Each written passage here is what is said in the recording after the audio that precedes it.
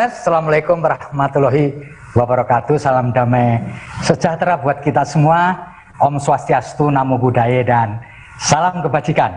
Saya Febi Mahendra, Direktur Tribun Network.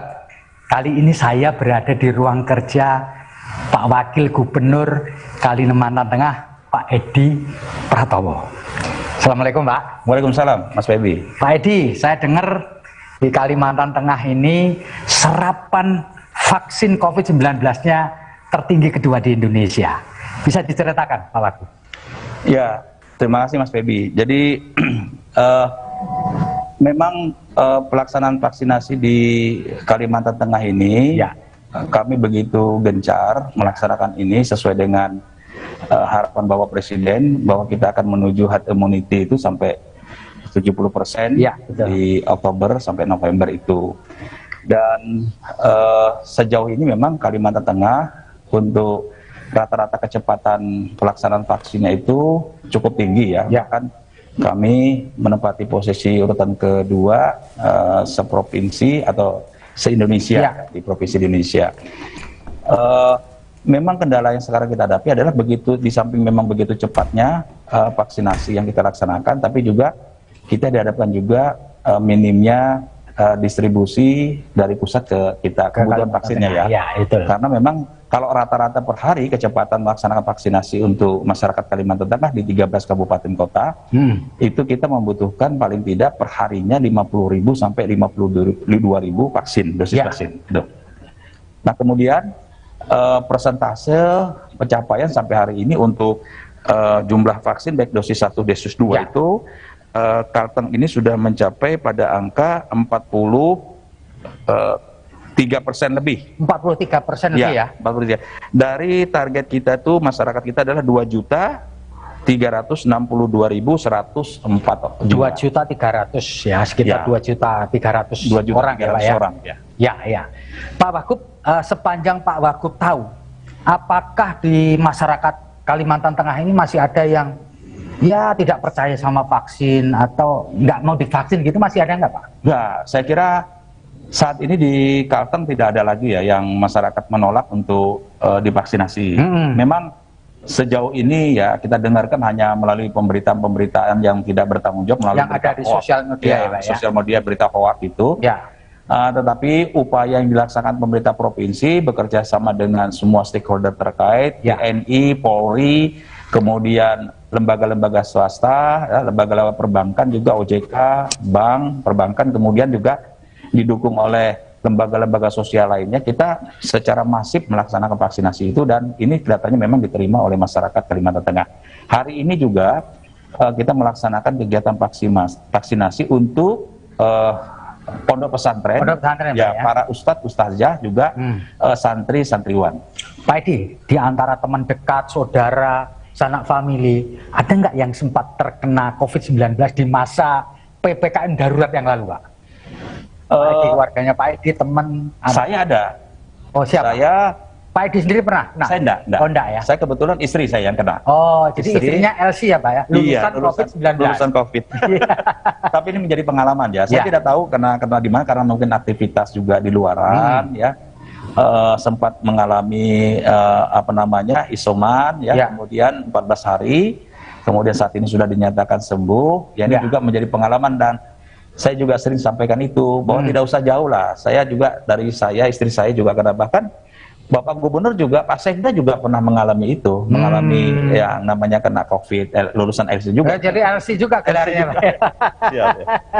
Iya.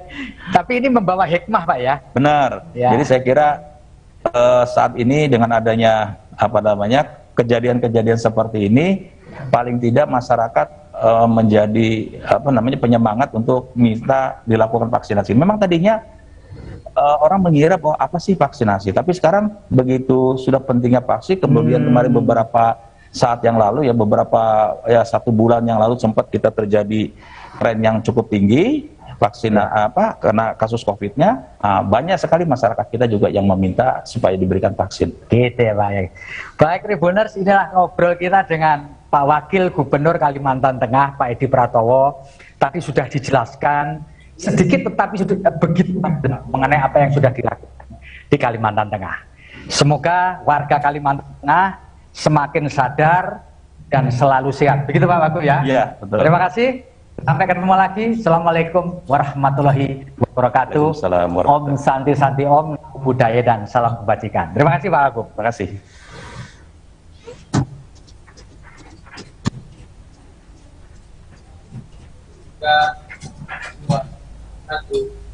Selamat siang Bapak Ibu hadirin sekalian. Terima kasih telah berkenan hadir di ruang virtual kami. Selamat siang Bapak Wagub Wakil Gubernur Kalimantan Tengah, Bapak Edi Pratowo. Bisa dengar suara saya Pak Edi? Mohon soundnya dihidupkan. Halo? Pak Edi?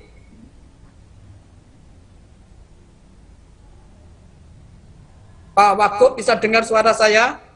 Mohon soundnya hidup.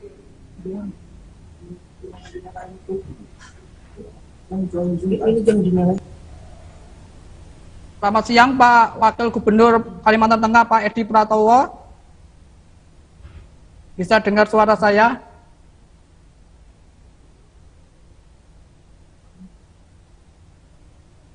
Ya. Selamat siang Pak Dr. Haji Khairil Anwar.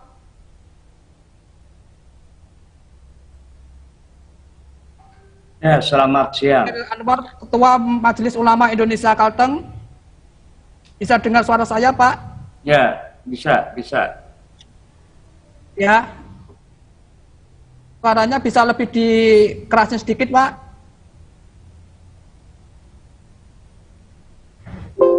Tes 1 2. Halo, tes 1 2. Ya. Terima kasih Pak Khairil. Gimana kabarnya Pak? Sehat aja? Alhamdulillah sehat. Alhamdulillah. Oke Bapak, acara akan kita mulai pukul 14 waktu Indonesia bagian tengah. Mohon menunggu, dan selama menunggu kami mohon izin mikrofon dimatikan. Terima kasih. Cek sound Wakil Gubernur Kalteng Pak, cek suara, tes suara. Pak Ajudan Wakil Gubernur Kalimantan Tengah. Apakah suara kami terdengar Pak? Ya, jelas. Terima kasih Pak. Kami mohon selama menunggu mikrofonnya dimatikan dan video tetap on. Oke. Selamat siang Bapak Kepala Perwakilan Bank Indonesia Kalteng Pak Rihando. Bisa dengar suara saya Pak Rihando?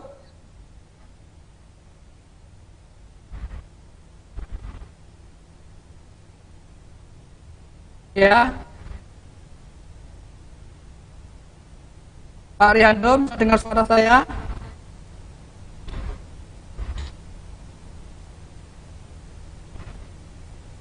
Oke. Selamat siang Bapak MK Pulang Pisau, mungkin bisa cek sound. Mohon izin Bapak MK Pulang Pisau. Selamat siang.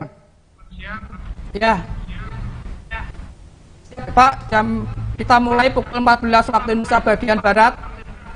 Mohon sambil menunggu acara dimulai, mohon izin mikrofon dinonaktifkan, tapi video tetap on. Terima kasih Pak. Ya. Sekson suara dari Pulang Pisau Pak.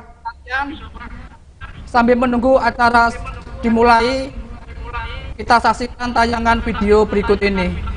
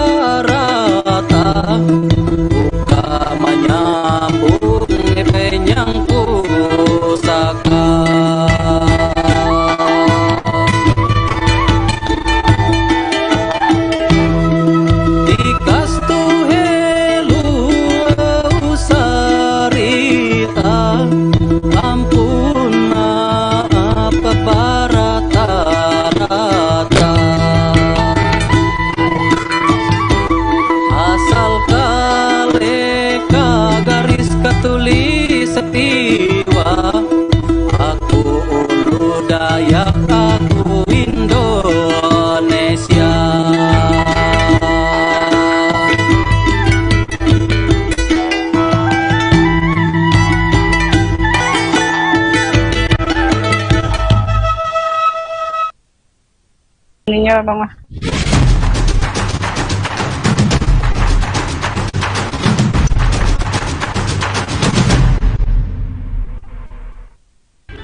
Selamat siang Bapak Ibu hadirin sekalian. Terima kasih telah hadir di ruang virtual acara launching tribunkalteng.com dan webinar nasional bertema Nasib Food Estate di Kalimantan Tengah di tengah pandemi COVID-19. Acara akan kami mulai pukul 14 waktu Indonesia bagian Barat.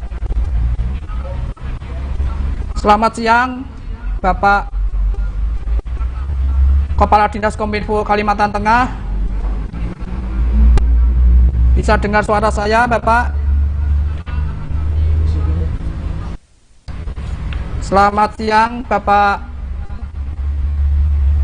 Kepala Bank Indonesia Perwakilan Kalteng, Bapak Rihando. Selamat siang, terima kasih telah bergabung, Bapak. Selamat siang, Bapak Ibu hadirin sekalian. Semoga hari ini sehat semua. Kita akan memulai acara pada pukul 14 waktu Indonesia bagian Barat. Sembari menunggu, kami mohon Bapak Ibu hadirin sekalian tidak mengaktifkan mikrofon. Terima kasih. Selanjutnya, sambil menunggu dimulainya acara, kita menyaksikan tayangan video berikut ini.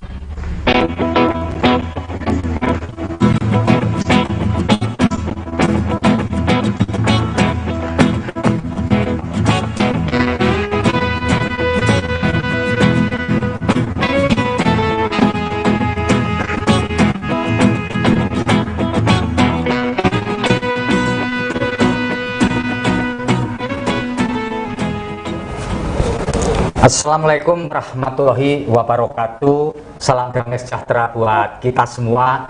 Om Swastiastu dan Namo Buddhaya. Saya Feby Mahendra Putra, Direktur Pemberitaan Tribun Network. Kali ini berada di Bangkalteng, kantor pusat Bangkalteng di Palangkaraya. Saya bersama dengan Pak Direktur Utama Bangkalteng, Pak Yayah Diasmono. Assalamualaikum Pak Yayah. Waalaikumsalam warahmatullahi wabarakatuh, Bapak. Pak Yayah, mumpung ketemu Bapak ini, saya mau tanya kepada Bapak.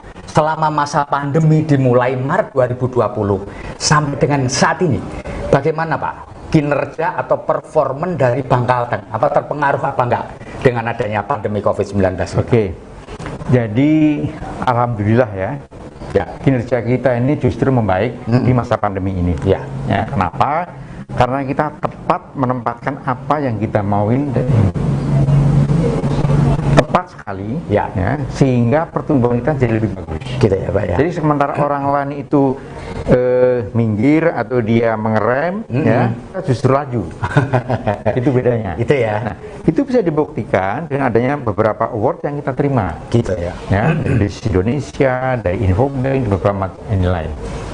Ya, artinya sebenarnya performa Bangkalteng everything is okay gitu ya. Semua lancar bagus-bagus. Ya, so far ya Pak. Ya.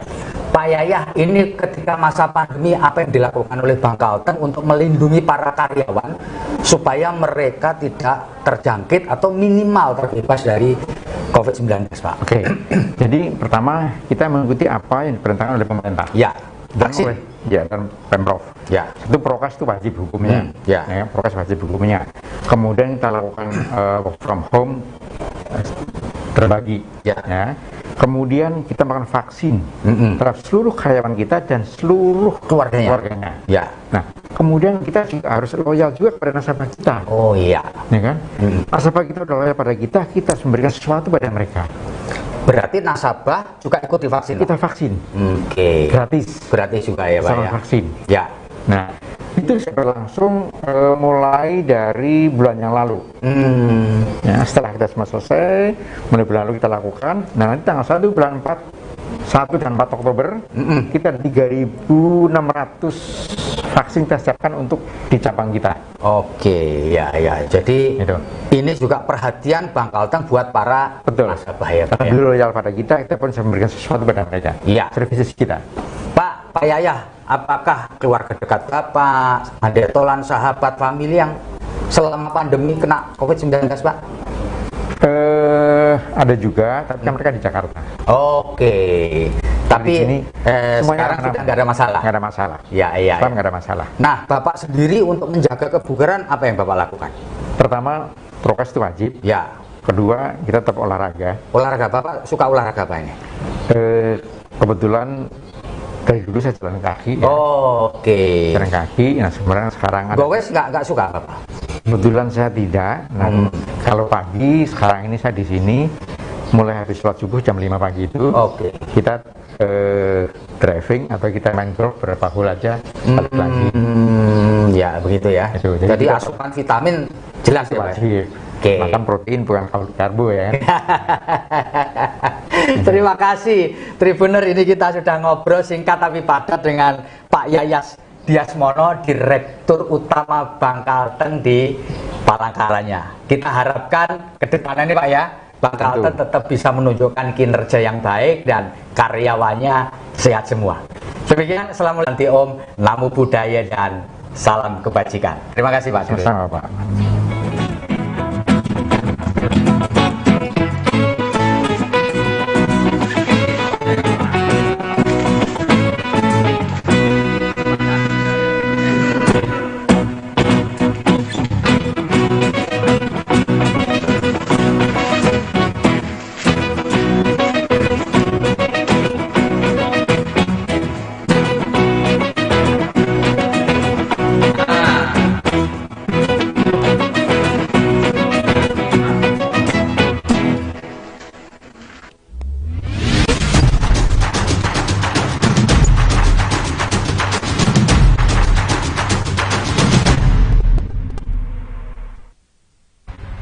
Terima kasih Bapak Ibu hadirin sekalian yang telah berkenan menunggu.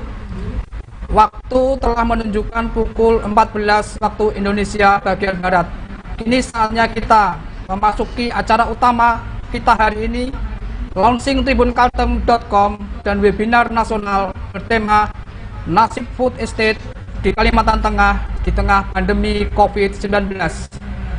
Kami mohon selama acara berlangsung mikrofon dimatikan. Terima kasih. Mari kita menikmati acara utama. Selamat menikmati. Selamat datang di acara launching tribunkalteng.com dan webinar nasional dengan tema Nasib Food Estate Kalteng di tengah pandemi COVID-19. Terima kasih pada para narasumber dan partisipan yang sudah hadir di ruang virtual ini. Meski acara digelar virtual, harapannya semangat dan antusiasme tetap terasa. Selamat mengikuti rangkaian acara.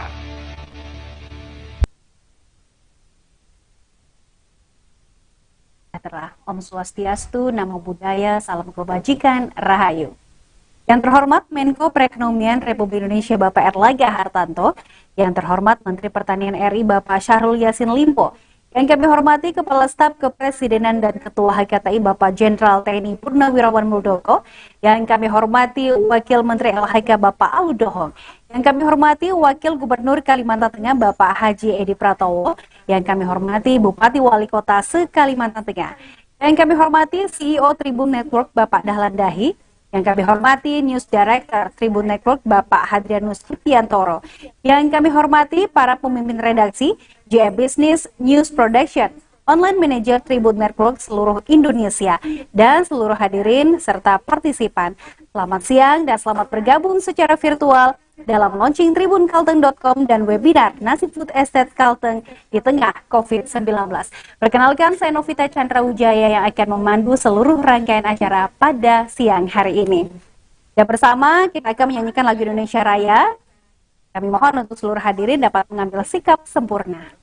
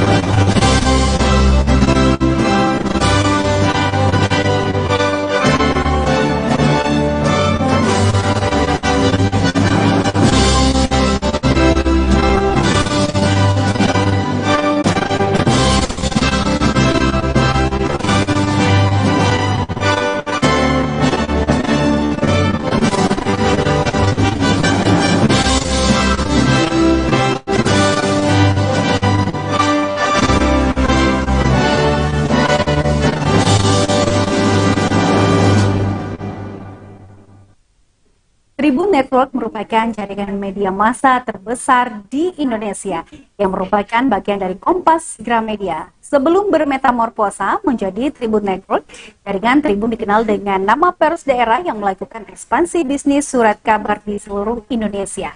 Tahun 2010 lalu, Tribun Network mulai membangun jaringan news portal. Tribun Network dibaca 1 miliar page view dalam sebulan, menjadikan Tribun Network sebagai news portal nomor 1 di Indonesia. Dengan jargon yang diusung Tribun Network, mata lokal menjangkau Indonesia. Bapak Ibu hadirin, bersama kita akan mengetahui informasi terkini di Kalimantan Tengah, dan kami undang untuk bergabung Bapak Musyafi, Pemret Tribunkalteng.com dan Banjarmasin Pos.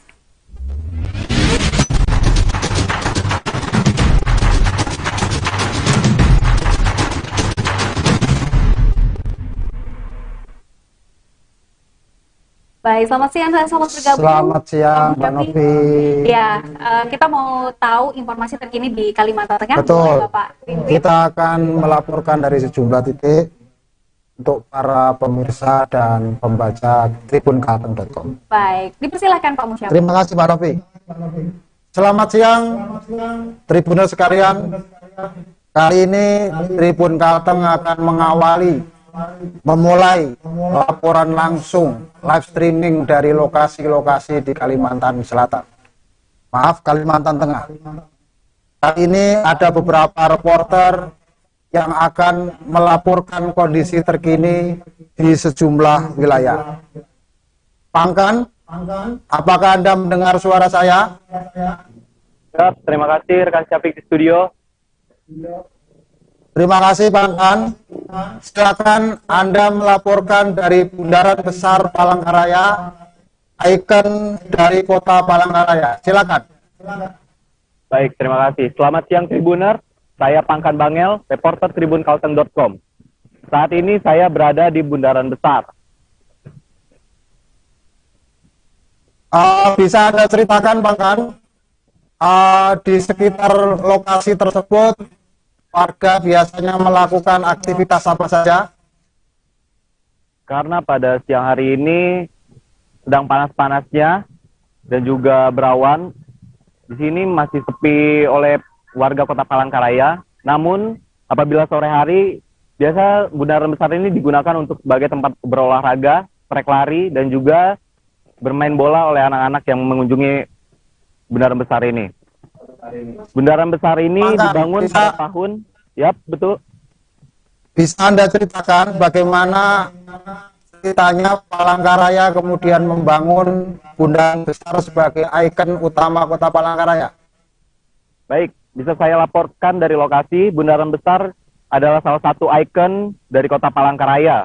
Bundaran Besar dibangun pada tahun 1957 sampai 1959. Bundaran Besar menjadi titik 0 km Jalan Cilikriwut hingga ke Bundaran Sampit. Bundaran juga memiliki 8 jalan penghubung yang disimbolkan sebagai 8 kepulauan Indonesia dan 8 sungai besar yang ada di Kalimantan Tengah. Selain itu bisa disaksikan dari layar kaca. Selain Bundaran Besar, warga di sekitar lokasi tersebut bisa menikmati apa saja, Bang Kan? Bisa bersantai-santai sore di sini, lalu juga karena adanya PPKM, warga menggunakan Bundaran Besar ini sebagai tempat berolahraga. Saya lihat di gambar yang Anda sajikan, terlihat sebuah patung, bisa Anda ceritakan? Ya, berseberangan dengan Bundaran Besar terdapat patung pahlawan nasional dari Kalimantan Tengah, Purnawirawan Anak Letus, Cilikriwut. Patung diperkirakan setinggi 10 meter dengan jari telunjuk kanan, tangan kanan menunjuk ke langit dan tangan kiri memegang tongkat. Di sisi kanan patung terdapat Jalan Cilikriwut, yaitu adalah proyek yang dikerjakan bersama pemerintahan Indonesia dengan Rusia. Baik, terima kasih Bang Kan atas laporan Anda dari Bundaran Besar Palangkaraya. Sekian laporan dari saya, Tribun Network, mata lokal menjangkau Indonesia. Kembali ke rekan Sapik di studio. Terima kasih, itu tadi laporan dari Pangkan dari Bundaran Besar Palangkaraya. Berikutnya kita akan terhubung dengan jurnalis Tribun Kalteng Nur Aina. Nur Aina, bisa dengar suara saya? Safik yang ada di studio. Silakan dengan laporan Anda dari Tugu Soekarno. Silakan. Saat ini saya sedang berada di Tugu Soekarno dan Monumen Tiang Pancang. Monumen ini terletak di Jalan S. Parman, Kota Palangkaraya, Kalimantan Tengah. Di lokasi tersebut bisa Anda ceritakan ada apa saja?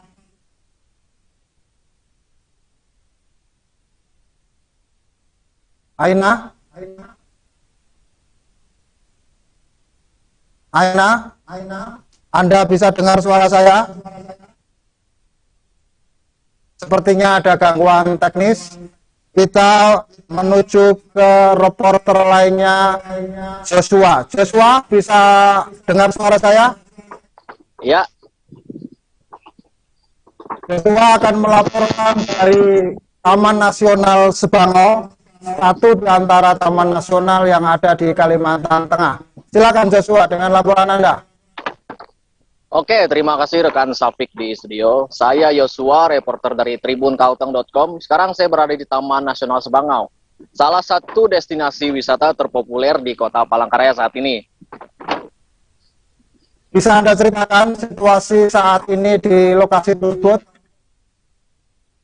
Situasi saat ini karena siang hari, jadi udara dan cuaca cukup panas, dan di sana kita bisa lihat ada dermaga Kereng Bangkirai dengan beberapa aktivitas masyarakat.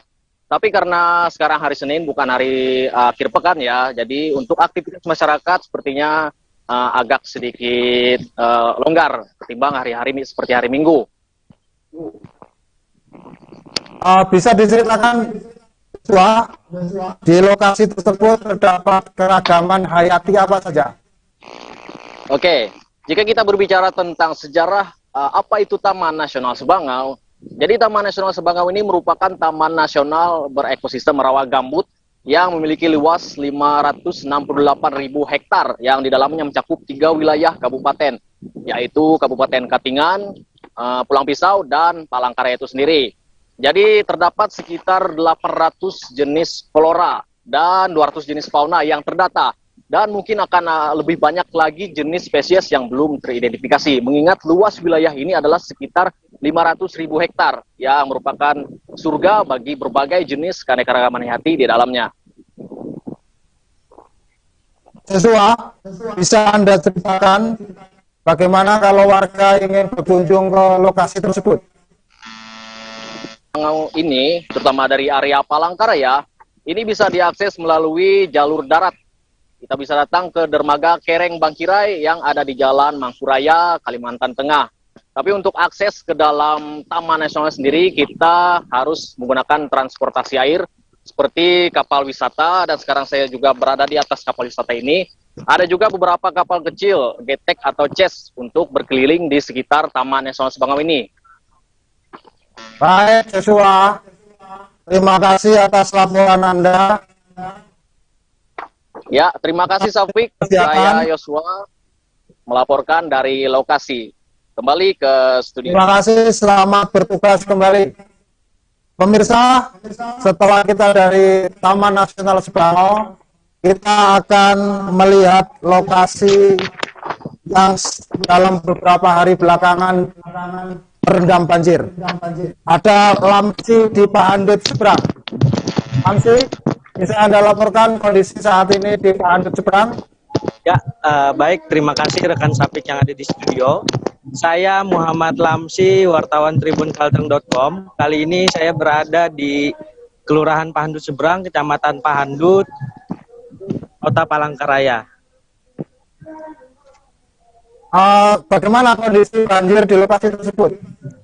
Kondisi banjir di sini sudah terlihat nampak surut, namun masih ada jalan yang tergenang banjir seperti terlihat di layar sekarang. Di belakang motor biru itu masih tergenang oleh banjir, dan beberapa rumah warga di sini belum dibersihkan dari akibat meluapnya banjir di sini. Lamsi, selain di Pahandut, bisa Anda laporkan Ya, banjir juga merendam kawasan mana saja? Selain melanda di Kelurahan Pandu Seberang ini, banjir juga melanda di jalur poros tengah Kalimantan Tengah menghubungkan antara Kota Palangkaraya dan Buntok. Di sana banjir juga sudah semakin surut dan bisa dilalui oleh kendaraan roda 2 dan roda 4 karena sebelumnya terputus oleh banjir. Tempat berapa lama terputus, Ramsi? Kurang lebih 1 bulan terendam banjir. Akibatnya kendaraan roda 2 khususnya tidak bisa melewati situ, namun warga menyewakan geteknya untuk para masyarakat yang ingin melewati jalan itu sehingga bisa melewati banjir tersebut. Baik, terima kasih Ramsi atas laporan Anda dari Pandu Seberang. Baik, terima kasih Sapik yang ada di studio. Tribun Network, mata lokal menjangkau Indonesia, kembali ke studio. Terima kasih, itu tadi laporan langsung live streaming dari beberapa lokasi di Kalimantan Tengah. Pada hari-hari berikutnya, warga Kalimantan Tengah tentu bisa menikmati laporan-laporan live streaming dari berbagai tempat di Kalimantan Tengah. Yang terakhir kita akan terhubung dengan Fadli yang sekarang berada di lokasi food estate Kecamatan Gadahub, Kabupaten Kapuas. Silakan Fadli. Ya, baik rekan Sapik di studio. Selamat siang Tribuners dimanapun Anda berada. Bersama saya Padli, reporter tribunkalteng.com. Saat ini saya berada di lokasi food estate Kalimantan Tengah. Tepatnya di Desa Bentuk Jaya A5, Kecamatan Dadahub, Kabupaten Kapuas.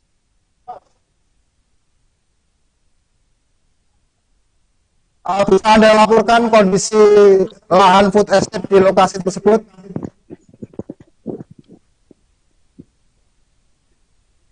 Ya baik, rekan Sapik di studio. Di belakang saya ini terhampar luas lahan pasca panen padi yang dilakukan sebelumnya. Ini luas lahannya sangat luas, selebar mata memandang. Baik Fadli, hari-hari ini tidak ada aktivitas petani? Tidak ada aktivitas petani saat ini karena memang informasi kami terima musim tanam kembali dimulai pada Oktober mendatang. Jadi ketika Oktober nanti para petani akan memulai lagi menggarap lahan tersebut dan menanamnya. Terima kasih Fadli atas laporan Anda. Oke Tribuners, sekian laporan saya Padli dari lokasi food estate Kabupaten Kapuas, Kalimantan Tengah. Salam sehat, Tribun Network, mata lokal menjangkau Indonesia. Kembali ke rekan Sapik di studio. Baik. Terima kasih Padli.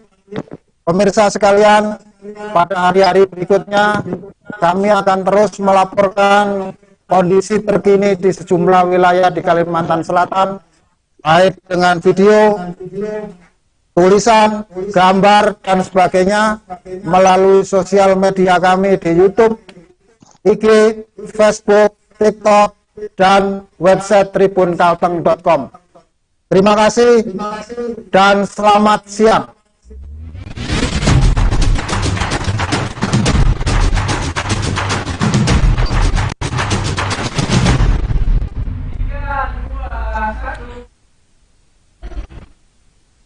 Untuk hadir secara penuh di Bumi Taman Bungai Provinsi Kalimantan Tengah. Untuk itulah sesaat lagi bersama kita akan menyaksikan launching tribunkalteng.com sebagai news portal ke-57 Tribun Network. Dan bersama kita akan mendengarkan sambutan CEO Tribun Network sekaligus melaunching tribunkalteng.com kepada Bapak Dahlan Dahi. Silakan. Selamat siang Mbak. Selamat siang Bapak Ibu sekalian. Assalamualaikum warahmatullahi wabarakatuh. Yang terhormat Bapak Menteri Perekonomian Pak Airlangga Hartarto, Bapak Kepala Staf Kepresidenan yang juga Ketua Umum HKTI Bapak Jenderal Dr. Muldoko, Bapak Gubernur Kalteng, yang dalam hal ini diwakili Pak Wagub. Saya lihat beliau sudah ada. Assalamualaikum Pak, selamat siang. Pak Haji Patowo, Bapak Wakil Wamen LHK, dalam hal ini diwakili oleh Dirjen Planologi Kehutanan dan Tata Lingkungan, Bapak Agung Sugardiman, dan tentu saja yang terhormat Bapak Bupati Kapuas, Bapak Ben Brahim S. Bahat, Bapak Bupati, Ibu Bupati Pulang Pisau, Uji Rustani Narang, dalam hal ini diwakili oleh Kadis Pertanian, yang terhormat Bapak Ketua DPRD Kalteng, Bapak Wiatno, Bapak Dekan Fakultas Pertanian Universitas Palangkaraya, Dr. Insinyur, mohon maaf, Ibu Dekan ya Fakultas Pertanian Universitas Palangkaraya, Dr. Insinyur Susilawati MP. Saya juga mau mengucapkan penghargaan dan penghormatan untuk Bapak Dr. Andri Elia selaku Ketua Harian Dewan Adat Dayak Kalimantan Tengah sekaligus Rektor Universitas Palangkaraya. Yang terhormat Bapak Dr. Haji Hairil Anwar, Ketua Majelis Ulama Indonesia Kalimantan Tengah, yang juga adalah Rektor IAIN Palangkaraya.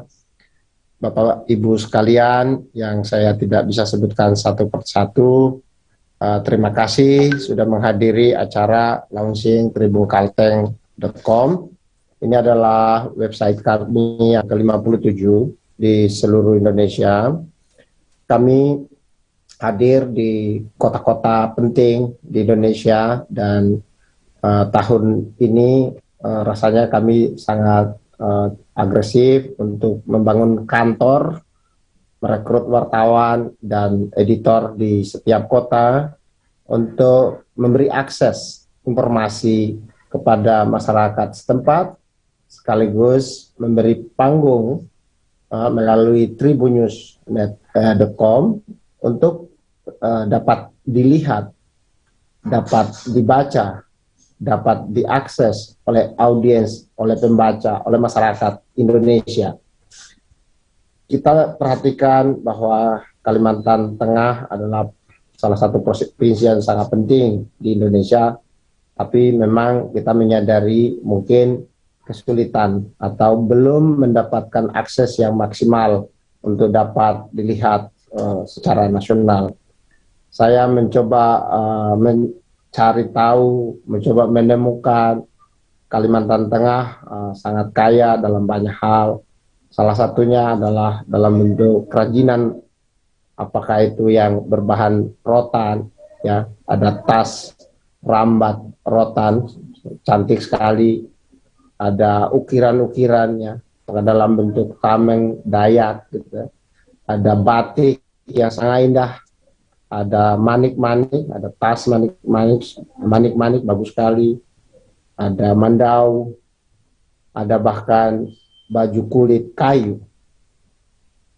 Setiap kali kita memasuki daerah kota-kota di Indonesia, kita selalu memperhatikan kekayaan ini. Karena ini menggambarkan keragaman Indonesia. Ini juga menggambarkan kekayaan Indonesia.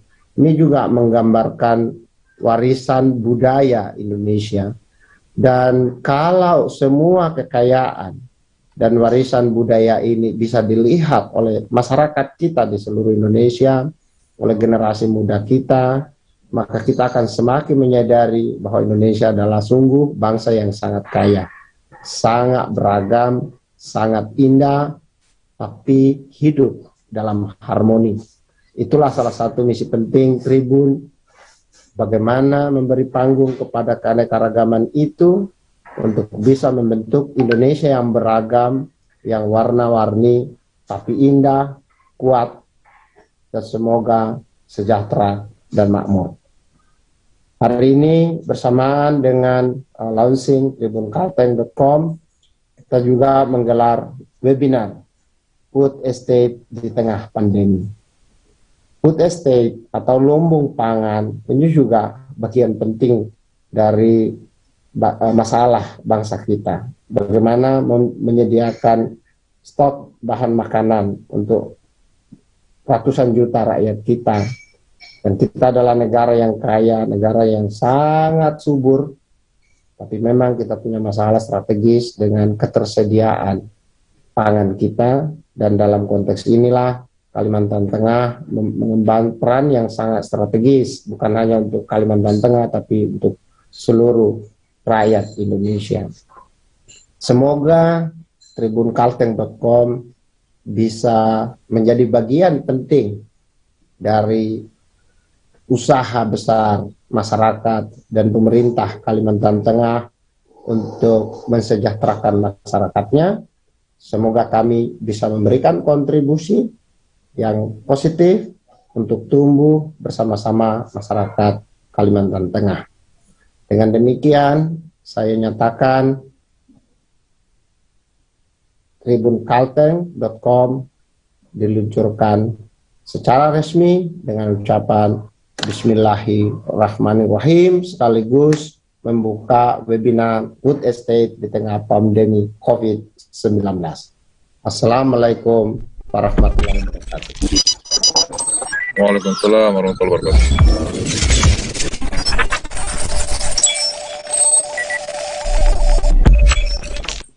Gimana sih kameramu ini sih? Abi Salamat, Lingu Naratai. Salam sujud Karende Malempang. Gimana sih kameranya?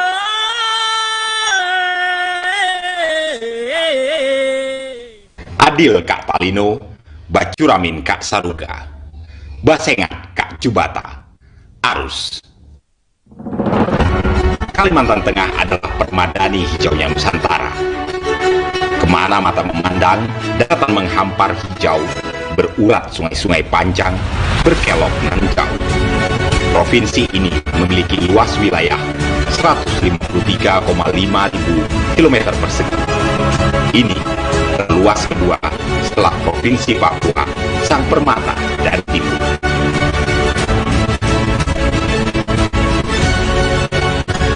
Hutan dan perkebunan mendominasi wilayah ini hingga 80%. Hutan primer tersisa 25% dari total luas wilayah yang terdiri dari 13 kabupaten dan 1 kota ini. Bagian utara terdiri dari pegunungan Muller dan perbukitan, sedangkan di sisi selatan terdiri dataran rendah, rawa, dan paya-paya. Berbatasan dengan Provinsi Kalimantan Timur, Kalimantan Selatan, dan Kalimantan Barat, sementara bagian selatan dipagari pesisir Laut Jawa. Wilayah Kalimantan Tengah beriklim tropis lembab yang dilintasi garis ekuator. Lahan yang luas saat ini mulai didominasi perkebunan sawit, sementara perkebunan karet dan rotan rakyat masih tersebar di Kabupaten Kapuas, Katingan, Pulang Pisau, Gunung Mas, dan Kota Waringin Timur. Sumber daya alam seperti batu bara, emas, zirkon, besi, tembaga, kaulin, batu permata, dan lainnya masih terkandung di sini. Provinsi ini memiliki populasi penduduk 2,6 juta jiwa. Presiden Republik Indonesia Insinyur Soekarno pada 17 Juli tahun 1957 menancapkan tiang pancang di tepian Sungai Kahayan di Kampung Pahandut yang kala itu berada di tengah rimba raya. Itulah momen istimewa awal Kota Palangkaraya dibangun sebagai simpul penggerak peradaban dan Pulau Kalimantan. Kalimantan Tengah memiliki keanekaragaman hayati yang istimewa. Kalteng jadi benteng hutan tropis yang kaya raya flora dan faunanya. Orangutan merupakan fauna endemik yang masih banyak ditemukan di area Taman Nasional Tanjung Puting seluas 300.000 hektar. Taman Nasional ini terletak di Kabupaten Kota Waringin Barat dan Seruyan. Kalimantan Tengah juga masih memiliki Taman Nasional Sebangau, yakni area riset dan ekowisata rawa gambut terbesar di Indonesia. Taman Nasional seluas 568.000 hektar ini meliputi 3 kabupaten, yakni Katingan, Pulang Pisau, dan Kota Palangkaraya. Sebangau menjadi sangat penting karena ekosistem lahan gambutnya jadi sumber utama fungsi hidrologi Kalimantan dan menjadi kawasan penting penyerap karbon. Ragam etnis tinggal di kawasan pesisir selatan hingga hutan perbukitan di utara. Suku Dayak meliputi 46% penduduk Kalimantan Tengah, disusul Jawa, Banjar, Melayu, dan lainnya. Semua kini hidup damai berdampingan, membiarkan harapan agar Kalimantan Tengah yang maju dan berhasil menjadi satu di antara penyangga dari gerakan kedaulatan pangan nasional. Presiden Republik Indonesia Joko Widodo pada 9 Juli tahun 2020 mencanangkan Kalimantan Tengah sebagai provinsi lumbung pangan. Proyek strategis nasional ini hendak menjawab dan mengantisipasi proyeksi kelangkaan pangan di dunia dalam beberapa tahun mendatang. Target perluasan lahan sawah hingga 165.000 hektar di Kabupaten Kapuas dan Pulang Pisau diharapkan membuka tumbuh kembang ekonomi dan peluang kerja baru di wilayah ini. Tantangannya sungguh tidak mudah. Kelestarian lingkungan hutan hujan tropis dan terjaganya ekosistem lahan gambut adalah satu di antara isu krusial yang harus dijawab secara serius. Dengan berjuta potensi yang dimiliki Kalimantan Tengah, Tribun Network ingin hadir secara penuh di sini sebagai jendela nasional lewat konten-konten bermutu tinggi di tanah Kalimantan Tengah. Tribunkalteng.com ingin membawa nilai-nilai dan pengaruh lokal Kalimantan Tengah ke mata nasional dan dunia. Tribunkalteng.com dengan reputasinya sebagai jaringan media terbesar di Indonesia ingin turut serta dalam pembangunan menyeluruh di Kalimantan Tengah. Tribunkalteng.com sebagai bagian Kompas Gramedia akan menjadi mata lokal di bumi tambun bunga ini. Tribunkalteng.com, mata lokal menjangkau Indonesia.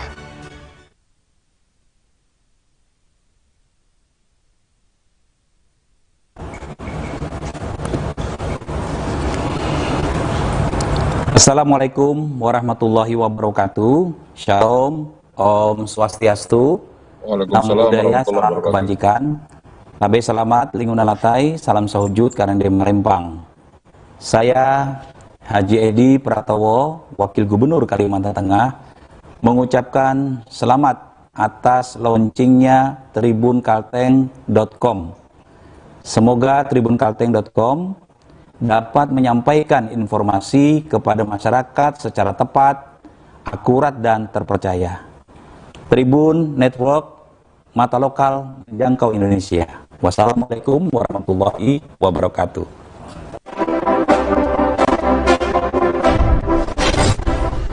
Assalamualaikum warahmatullahi wabarakatuh. Saya Kapolda Kalimantan Tengah, Jenderal Dr. Ibrahim, mengucapkan selamat atas launching tribunkalteng.com. Semoga media tribunkalteng.com dapat memberikan informasi yang inspiratif dan akurat tentang Kalimantan Tengah. Tribun Network, mata lokal menjangkau Indonesia.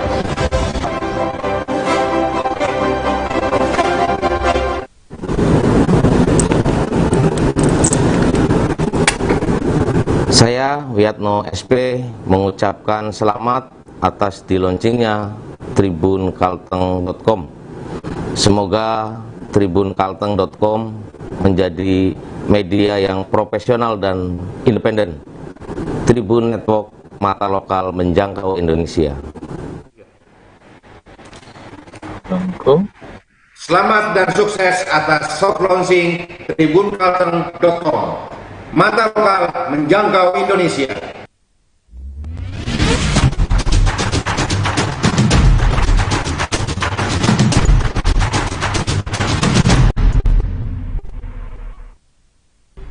Bapak Ibu hadirin, hadir bersama saya Direktur Pemberitaan Tribun Network, Bapak Feby Mahendra Putra. Selamat bergabung, Bapak. Selamat siang, salam sehat Mbak Novi. Salam sehat.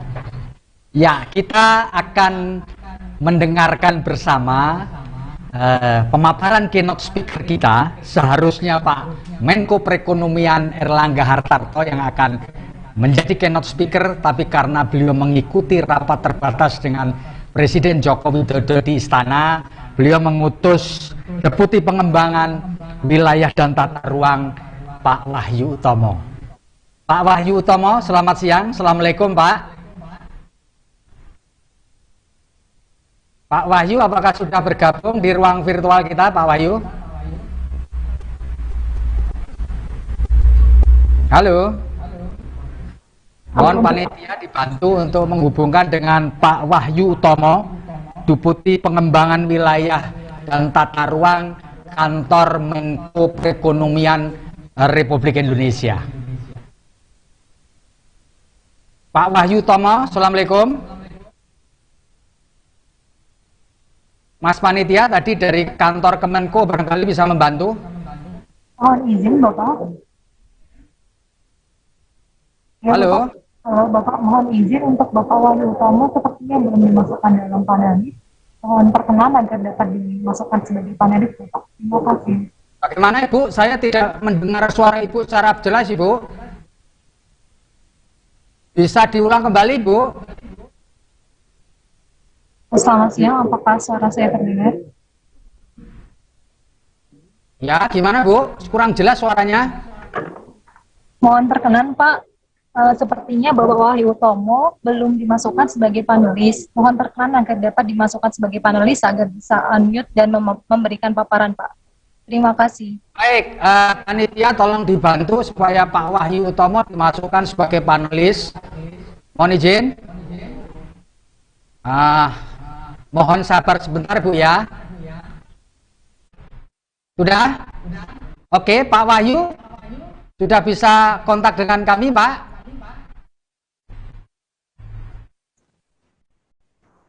Pak Wahyu Utomo sudah muncul namanya. Sudah Pak. Selamat siang Pak, Assalamualaikum. Waalaikumsalam Bapak. Iya Pak Wahyu, dipersilahkan ingin menyampaikan pemaparan mengenai food estate yang ada di Kalimantan Tengah. Dipersilakan Pak Wahyu. Baik, terima kasih Bapak Ibu sekalian. Pertama-tama kami tentunya juga mengikuti teman-teman yang lain mengucapkan selamat atas launchingnya tribunkalteng.com, dan tentunya kami berharap agar supaya Tribun Kalteng bisa memberikan informasi yang baik dan tentunya bisa memberikan informasi yang lengkap agar supaya kita semua dapat mengetahui perkembangan khususnya mungkin yang akan kami bahas pada hari ini. Bapak Ibu sekalian, saya ucapkan juga selamat siang dan terima kasih atas undangan kepada kami. Mungkin di sini kalau kami bisa menyapa Bapak Dahlan Dhani, kemudian juga Bapak Pimpinan Masyarakat Dayak Kalteng, Ketua MUI Kalteng, pembicara dari KL, juga Universitas Palangkaraya, Ketua DPRD Kalteng, Bupati Kapuas, dan Bupati Pulang Pisau. Tentunya Bapak Ibu sekalian, kami dalam kesempatan ini juga menyampaikan permohonan maaf Bapak Menko Perekonomian, tapi beliau tadi meminta kami untuk mewakili dan menyampaikan terkait dengan latar belakang dari program food estate ini dan juga perkembangan sampai saat ini. Bapak Ibu sekalian, mungkin saya ingin menggunakan slide saja supaya kita bisa memahami secara bersama-sama. Bapak Ibu sekalian, silahkan langsung slide-nya Erista. Bapak Ibu sekalian, sebagaimana kita ketahui bersama bahwa pandemi COVID-19 ini telah terjadi di tahun 2019 dan juga telah masuk dan kita rasakan hingga saat ini dan telah memberikan dampak yang cukup besar terhadap pertumbuhan ekonomi dan masuk menjangkau ke semua sektor. Tentunya Bapak Ibu sekalian, kita ingat juga bahwa PMKG di tahun 2020 juga menyampaikan prediksinya bahwa terjadi potensi kekeringan. Ya, dan ini juga diharap dan mungkin juga akan berlanjut hingga 2021 untuk di berbagai daerah di Indonesia. Termasuk juga Bapak Ibu sekalian, FAO ini juga memberikan laporannya di dalam early action report dan on food security and agriculture, di mana FAO juga melihat bahwa dampak dari pandemi COVID-19 ini berdampak juga di sektor pertanian. Dan untuk itulah Bapak Ibu sekalian, Bapak Presiden mencoba untuk memberikan solusi agar supaya kita bisa melakukan langkah-langkah preventif untuk memitigasi hal tersebut. Nah, terkait dengan hal ini Bapak Ibu sekalian, pemerintah telah merumuskan reposisi kebijakan pengembangan pangan XPLG yang dilaksanakan dengan prinsip pembangunan yang berkelanjutan atau sustainable food estate melalui konservasi lahan gambut, konservasi hutan lindung, konservasi satwa, dan tata kelola air yang baik. Oleh karenanya Bapak Ibu sekalian, sejak saat itulah Bapak Presiden telah melakukan berbagai rapat teknis yang juga telah berkunjung ke Kalimantan Tengah, sehingga pada waktu itu Bapak Presiden berkeyakinan bahwa kita harus membangun food estate, mengembangkan food estate dilaksanakan di Kalimantan Tengah dan Provinsi Sumatera Utara terlebih dahulu. Dan ini di tahun 2021 sudah kita lakukan, Bapak Ibu sekalian, dan mudah-mudahan ini akan menjadi contoh untuk pengembangan food estate di berbagai provinsi lainnya. Demikian juga yang kedua, Bapak Ibu sekalian, kita sudah menyusun master plan dan mekanisme kepemilikan lahan agar supaya kita jelas dalam penggunaan lahan yang ada dan kita mempunyai suatu rencana yang terukur terkait dengan master plan yang sudah disusun oleh teman-teman Bappenas. Demikian juga Bapak Ibu sekalian, pembangunan berwawasan pengembangan kawasan dengan skema pengelolaan pertanian yang baik dengan memperhatikan kelestarian sumber daya alam. Sehingga perlu percepatan pembangunan infrastruktur dasar yang mendukung agar supaya program ini dapat tercapai secara efektif dan efisien. Bapak Ibu sekalian, sejalan dengan arahan Bapak Presiden untuk minimalisir implikasi negatif terhadap kelestarian alam, pengembangan kawasan food estate Kalimantan Tengah difokuskan dengan memanfaatkan lahan-lahan yang idle atau lahan sub-idle dan tanpa membuka kawasan hutan. Sehingga pada waktu itu dipilihlah yaitu area eks pengembangan lahan gambut, di mana program proyek lahan gambut 1 juta hektar pada tahun 1995 ini yang akan kita gunakan arealnya. Nah, tentu Bapak Ibu sekalian, pemerintah mencoba untuk meyakinkan agar supaya apa yang kita lakukan ini mempunyai probability keberhasilan yang tinggi. Oleh karenanya, Bapak Presiden telah meminta kita semua, KL yang terkait, untuk menyusun kajian lingkungan hidup strategis atau KLHS. Demikian juga inventarisasi pemilikan, penguasaan, dan pemanfaatan tanah atau IP4T, itu harus kita susun. Kemudian master plan, kita coba siapkan secara baik, secara terukur, baik tahapan maupun juga pembiayaan yang diperlukan. Dan juga tentunya Bapak Ibu sekalian, kita akan pastikan agar skema pembiayaan ini tidak membebani APBN ataupun APBD, sehingga pola-pola kerjasama kita coba angkat di dalam master plan tersebut. Sehingga tentunya Bapak Ibu sekalian, ujung dari semua ini adalah kita saat ini sedang menyiapkan peraturan Presiden terkait dengan food estate. Bapak Ibu sekalian, keseluruhan perencanaan dan penyiapan tersebut merujuk kepada reposisi kebijakan food estate XPLG Provinsi Kalteng dengan prinsip sustainable food estate yang kami sebutkan tadi.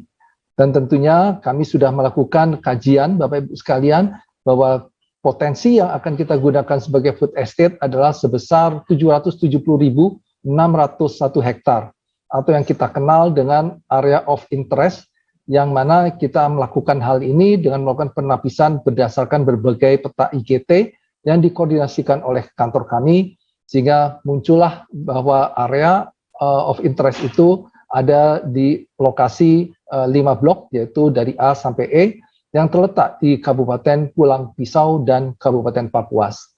Demikian juga Bapak Ibu sekalian, master plan yang disusun Bappenas telah mencapai tahap finalisasi. Di dalam master plan tersebut, kita lihat bahwa ada 2 pendekatan atau 2 tahapan yang sedang disiapkan atau yang akan disiapkan. Tahap pertama adalah fokus pada pemberdayaan transmigran atau petani existing dengan investasi small farming yang dilaksanakan dalam jangka pendek dimulai tahun 2020 dengan luasan pengembangan 165.000 hektar atau 148.268 hektar. Ini yang terdiri dari A, intensifikasi atau optimalisasi lahan existing seluas 30.000 hektar, kemudian dilanjutkan dengan integrasi intensifikasi dan ekstensifikasi seluas 118.268 hektar yang akan menggunakan skema pengelolaan oleh petani existing, BUMN, atau investasi small farming. Tahap kedua, seluas sisanya 622 ribuan hektar, ini diharapkan akan dimulai di tahun 2022 dan akan dilaksanakan dengan mengutamakan pengelolaan kerjasama dengan badan usaha atau penada modal dari dalam maupun luar negeri, dengan harapan akan terjadi transfer teknologi dan aplikasi mekanisme modern farming. Selain itu, Bapak Ibu sekalian, master plan dari food estate ini juga memuat satu hal yang penting, yaitu adalah strategi pengembangan kawasan food estate. Sehingga di dalam master plan itu kita akan mencakup beberapa item yaitu terkait dengan penataan ruang dan pengembangan infrastruktur wilayah untuk kawasan sentra produksi pangan. Yang kedua adalah peningkatan produksi atau indeks pertanaman dan produktivitas pangan berbasis pertanian presisi. Ketiga adalah pengembangan sistem logistik, pengolahan dan nilai tambah, distribusi dan pemasaran berbasis digital. Keempat adalah pengembangan kelembagaan korporasi petani dan tata kelola sistem sentra produksi pangan terpadu. Dan yang terakhir adalah pemulihan dan konservasi ekosistem hutan dan gambut. Bapak Ibu sekalian yang kami hormati, meskipun perencanaan yang termuat di dalam master plan ini masih dalam tahap finalisasi, namun secara paralel kita tetap menjalankan beberapa percepatan penyiapan yang tentunya ini didukung oleh berbagai kementerian, baik Kementerian PDTT, Kementerian PUPR, Kementerian Pertanian, dan juga tentunya Kementerian Keuangan dan BPN atau BPN. Percepatan yang dimaksud tentunya kita lakukan melalui rapat koordinasi untuk memastikan bahwa apa yang kita rencanakan di tahun 2021 ini dapat kita hasilkan secara baik, sehingga ini bisa kita gunakan sebagai dasar untuk pengembangan di tahun-tahun berikutnya. Beberapa target yang telah tercapai, Bapak Ibu sekalian, dapat kami sampaikan bahwa Kementerian Pertanian telah memiliki target penyelesaian survei investigasi desain atau SID dan calon petani atau calon lahan yaitu CPCL serta olah tanam perluasan Demplot Farm. Kementerian PUPR telah melakukan rehabilitasi dan peningkatan jaringan irigasi di Blok A XPLG dengan luas 43.500 hektar. Kementerian Desa PDTT telah melaksanakan perencanaan kegiatan ekstensifikasi untuk penempatan 150 kepala keluarga di luas 380 hektar. Kementerian ATR BPN telah melaksanakan survei IP4T seluas 60.000 hektar, melengkapi 165.000 hektar yang telah diselesaikan, serta Kementerian BUMN ini yang mencoba untuk memfokuskan pada peningkatan produksi Demplot Farm seluas 100 hektar di Blok A2. Serta teman-teman BUMN akan melakukan pendesainan terkait dengan pelaksanaan corporate farming serta bekerja sama dengan Kementan untuk memperluas Demplot Farm di Blok A tersebut. Bapak Ibu sekalian, hasil yang telah kami capai telah dapat kami sampaikan di sini. Pertama yang tadi adalah terkait dengan BUMN yang 100 hektar di Blok A2. Pemutakhiran EOI ini juga kami lakukan Bapak Ibu sekalian karena adanya masukan-masukan dari Kementan, Kementerian PUPR, Kemendes PDTT, sehingga luas yang tadinya 770.000 sekarang menjadi 743.793 hektar. Berikutnya Bapak Ibu sekalian, proses finalisasi dari master plan atau rencana induk program food estate kita percepat karena ini akan kita masukkan di dalam substansi dari Perpres Food Estate yang saat ini pun kami sudah melakukan diskusi antar kelembagaan. Dan tentunya Bapak Ibu sekalian, survei IP4T tadi sudah kami sampaikan, ini akan diselesaikan di tahun ini juga. Rehabilitasi peningkatan saluran irigasi dari teman-teman PUPR, ini juga akan diupayakan penyelesaiannya, termasuk adalah infrastruktur jalan akses, serta dari Kementan ini akan mencoba untuk memfinalkan calon petani dan calon lahan atau CPCL dengan prioritas petani lokal, dan tentunya PDTT akan melakukan finalisasi terkait dengan perencanaan ekstensifikasi transmigran lokal di Provinsi Kalimantan Tengah. Bapak Ibu sekalian, saya kira ini adalah langkah-langkah yang kita lakukan. Kita yakin bahwa dengan program food estate ini tentunya akan menciptakan lapangan pekerjaan untuk masyarakat di Kalimantan Tengah. Kita mengharapkan Kalimantan Tengah nantinya akan menjadi lumbung pangan juga, sehingga tentunya ini akan memberikan dampak terhadap PDRB Kalimantan Tengah. Dan tentunya Bapak Ibu sekalian, di sini kami juga mengajak agar supaya teman-teman rekan-rekan dari akademisi perguruan tinggi dapat meningkatkan riset terkait dengan produksi pangan, khususnya mungkin padi. Dan lebih khusus lagi adalah di XPLG.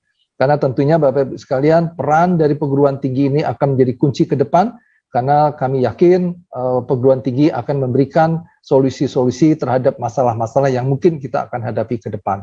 Bapak Ibu sekalian, saya kira itu saja sebagai kata membuka, dan kami dari pemerintah pusat tentu akan mendorong terus program food estate ini.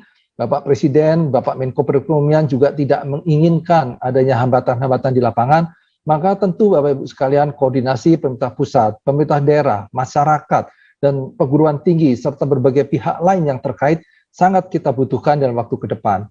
Kita yakin Bapak Ibu sekalian meskipun COVID-19 masih ada, tapi kita berharap agar supaya kemampuan dari fiskal pemerintah akan meningkat ke depannya. Oleh karenanya kita perlu membuka diri Bapak Ibu sekalian untuk menarik investasi-investasi yang akan masuk ke kawasan ini, khususnya dalam rangka untuk mengelola food estate yang kita harapkan dari dalam negeri ataupun dari luar negeri dapat meningkatkan produktivitas pangan kita. Saya kira itu saja Bapak Ibu sekalian, saya bisa akhiri. Terima kasih. Wassalamualaikum warahmatullahi wabarakatuh. Terima kasih. Selamat siang. Baik, terima kasih Pak Wahyu Utomo atas penjelasannya yang singkat padat. Pak Wahyu, sebelum Bapak meninggalkan ruang virtual kita, boleh dong saya tanya sedikit ya Pak ya? Silakan Pak, silakan. Ya, Pak Wahyu, jadi bisa saya simpulkan kan tadi, benarkan nanti kalau saya salah mohon dikoreksi. Selama proses pandemi COVID-19 yang dimulai pada Maret 2020 lalu, berarti tidak menghambat atau tidak menjadi barrier bagi pengembangan food estate yang ada di Kalimantan Tengah ya Pak? Jadi baik Pak. Baik. Bapak Ibu sekalian, program tentang food estate ini sudah masuk di dalam program strategis nasional Bapak. Jadi baru saja kami mengeluarkan Permenko nomor 7 2021, di mana ini kita tetap memasukkan food estate sebagai salah satu program unggulan atau program strategis nasional ya. Nah, tentunya Bapak Ibu sekalian kita sadari di tahun 2020-2021 ini kami tetap masih membangun Bapak Ibu sekalian. Kami sadari mungkin saja ada hambatan-hambatan terkait dengan kemampuan fiskal kita. Kita yakin Bapak Ibu sekalian hambatan ini harus kita bisa selesaikan. Sehingga kita tadi sampaikan bahwa kita harus membuka diri agar supaya kalau ada perusahaan-perusahaan yang ingin mengembangkan juga food estate ini, tentunya kita akan siapkan. Di dalam master plan itu kita sudah perhitungkan juga Bapak Ibu sekalian bahwa ke depan kita mau nggak mau kita akan mengalami tekanan di fiskal kita. Nah, bagaimana kita mensikapinya adalah kita membuka diri dengan kerjasama, dan kita juga inginkan peran dari universitas untuk bisa memberikan solusi terhadap permasalahan yang terkait dengan pengelolaan tanah di sana, sehingga tentunya produktivitas ini bisa ditingkatkan. Intinya Bapak Ibu sekalian, mari kita sama-sama menyiapkan peran kita masing-masing agar supaya program ini tetap bisa kita selesaikan. Dan tentunya kami melihat bahwa Demplot ini menjadi penting, menjadi kunci Bapak Ibu sekalian. Paling tidak kalau Demplotnya ini bisa kita jadikan satu model, maka berikutnya tinggal repetisi saja.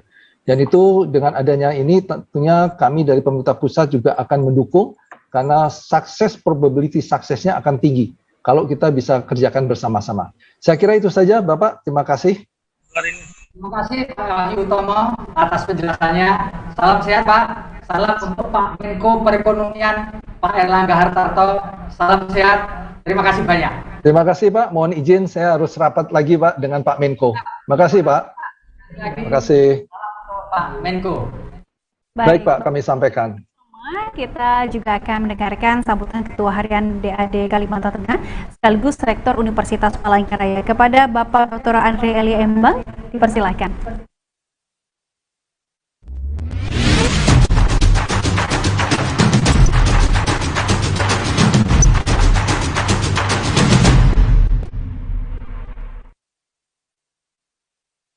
Dan sama mendengarkan sambutan dari Rektor Universitas Palangkaraya. Selamat siang. Ya, selamat siang Mbak. Selamat, salam sehat. Assalamualaikum warahmatullahi wabarakatuh. Salam bahagia untuk kita semua. Salam. Om Swastiastu, Namo Buddhaya, salam kebajikan. Ya gimana Mbak? Saya lanjut langsung ya? Baik, disilakan Pak. Ya baik, terima kasih Bapak Ibu hadirin sekalian yang saya muliakan, yang saya hormati, saya banggakan, khususnya kepada Tribun News Kalimantan Tengah. Selamat melaksanakan launching ya, Tribun News Kalimantan Tengah yang hari ini melaksanakan webinar dengan tema mendukung food estate. Selamat kepada para pemerhati, penggiat pertanian seluruh Indonesia, para peneliti, juga para kaum intelektual yang di mana saja berada. Bapak Ibu sekalian yang saya hormati, tentunya food estate ini menjadi penting dalam ketahanan pangan nasional. Terlebih-lebih dalam era sekarang ini, masa pandemi COVID, juga semua kondisi kehidupan mengalami gangguan. Namun demikian, dengan ketahanan pangan, konsep-konsep yang telah disampaikan oleh pemerintah kepada kita semua, dan kita wajib mendukung ini semua agar ini berhasil. Karena sektor pertanian ini menjadi sektor yang paling penting dalam sendi aspek kehidupan. Walaupun pada masa krisis ekonomi, jika pertanian kita kuat, kita terpenuhi kebutuhan pangan khususnya, ya tentunya masyarakat kita akan tahan terpaan. Dalam peran Universitas Palangkaraya dalam pengembangan food estate yang dicanangkan oleh pemerintah, yang ditetapkan di Kabupaten Kapuas, Pulang Pisau dan sekitarnya, tentunya ini menjadi spirit dan perjuangan kita bersama dalam pengembangan ketahanan pangan secara nasional. Nah, tentunya peran pendidikan tinggi menjadi penting dalam menyiapkan dan menghasilkan sumber daya manusia yang mampu memahami, menguasai bidang pertanian, serta bidang-bidang pendukung sektor pertanian lainnya yang terkait dengan program food estate. Tentunya fasilitas, sarana, dan prasarana pendukung kegiatan pertanian berbasis pertanian yang modern, yang didukung oleh seluruh elemen masyarakat, serta SDM dan perilaku utama, serta pelaku usaha di bidang pertanian yang diperlukan untuk mempercepat pengembangan food estate. Ya, sarana prasarananya, laboratorium, riset, dan lain-lain. Kemudian penyiapan SDM khususnya SDM milenial. Nah, jika ini ada ada layout yang saya kirim ya, halaman 12, coba Mbak dibuka ya. Hostnya ada nggak? Bisa nggak? Oke. Bisa nggak? Ada nggak di sana? Kalau nggak ada, nggak apa-apa. Saya lanjut. Saya sampaikan tentunya dalam pengembangan food estate keperluan dalam penyiapan tentunya adalah SDM. Nah, SDM ini kita harus memperhatikan SDM yang mampu bekerja di sektor pertanian. Nah, harusnya kita persiapkan. Misalnya di Kalimantan Tengah, itu kita perhatikan data statistik Provinsi Kalimantan Tengah itu sekitar 59,95% itu masih angka partisipasi angkatan kerja. Kalau kita melihat data itu bahwa sekitar 6 sampai 10 orang pemuda di Provinsi Kalimantan Tengah itu sedang mencari pekerjaan. Nah, ini peluang. Artinya dari 10 pemuda atau milenial yang sedang mencari kerja itu 6 orang.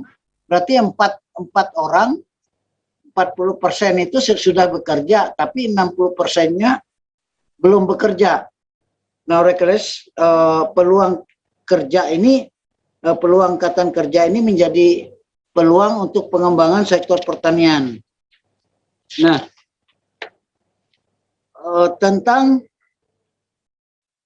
tingkat pengangguran di Kalimantan Tengah juga harus kita menjadi perhatian. Jadi angka pengangguran itu sekitar 10,94% dari penduduk Kalimantan Tengah. Nah, tentunya ini menjadi perhatian kita, di mana lulusan perguruan tinggi itu masih sebagian besar kaum laki-laki. Lulusan perguruan tinggi itu sekitar 10% ya, kaum laki-laki. Kemudian program Food Estate di Kalimantan Tengah diharapkan dapat menyerap pemuda lulusan perguruan tinggi. Pemuda lulusan perguruan tinggi. Nah, kemudian kalau kita melihat tentang lulusan Universitas Palangkaraya, ada Fakultas Pertanian, ada Fakultas Ekonomi, ada Fakultas Teknik, Fakultas Hukum, Fakultas Kedokteran, dan lain-lain.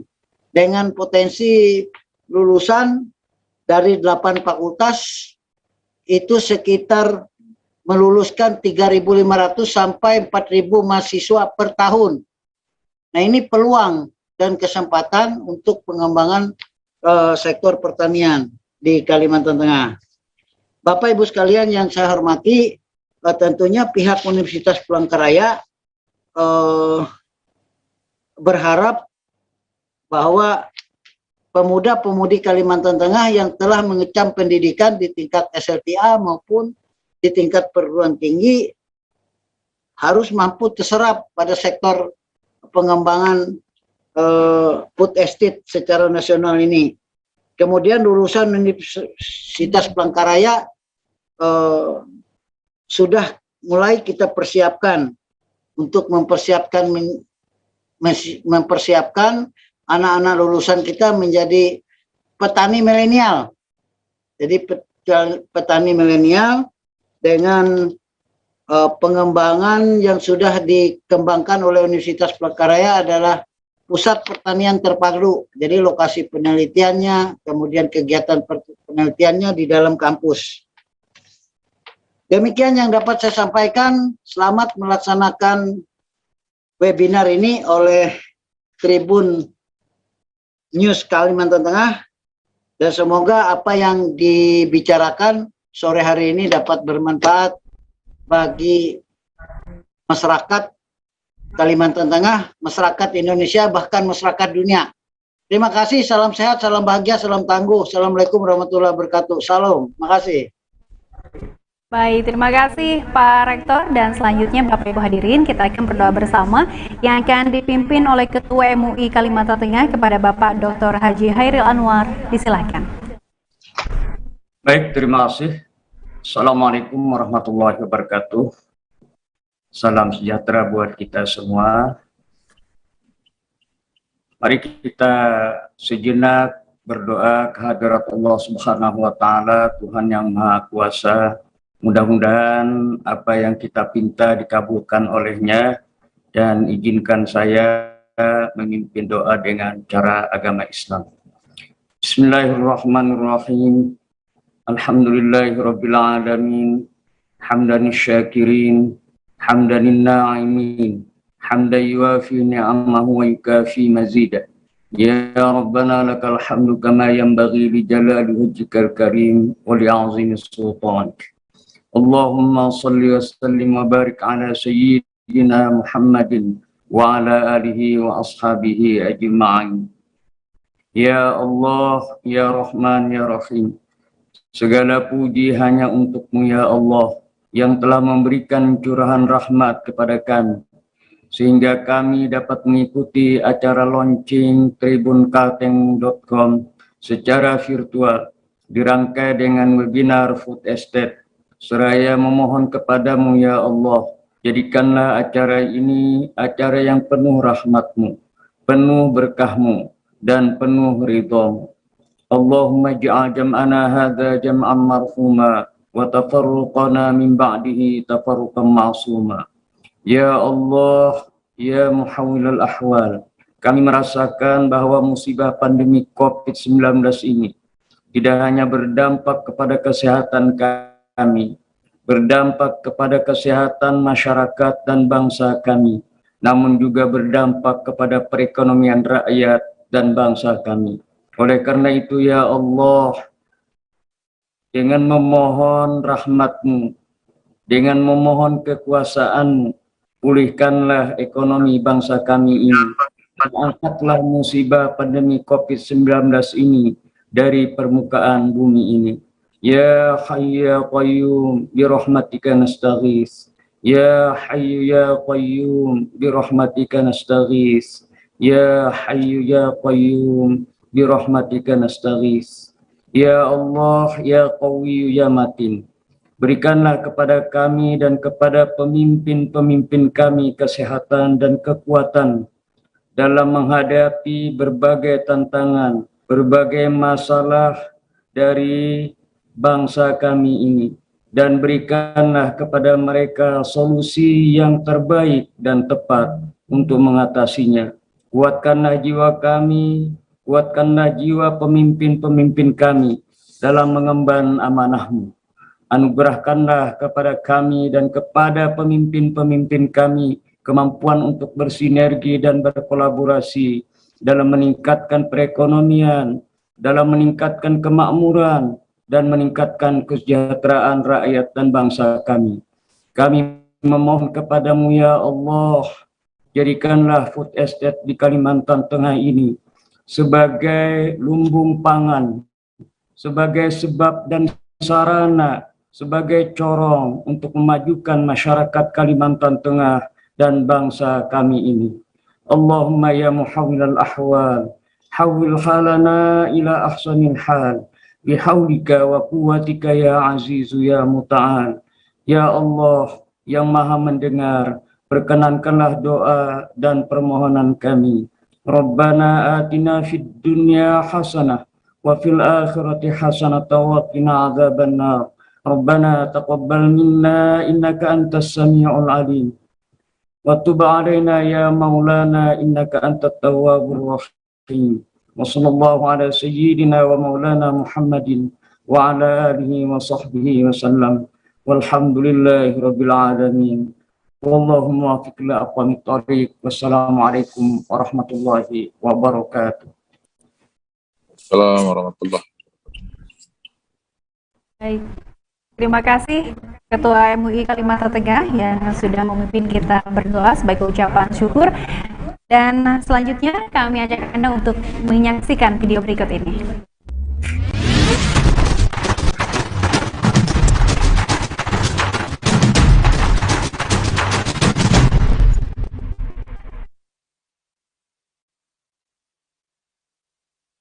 Assalamualaikum warahmatullahi wabarakatuh.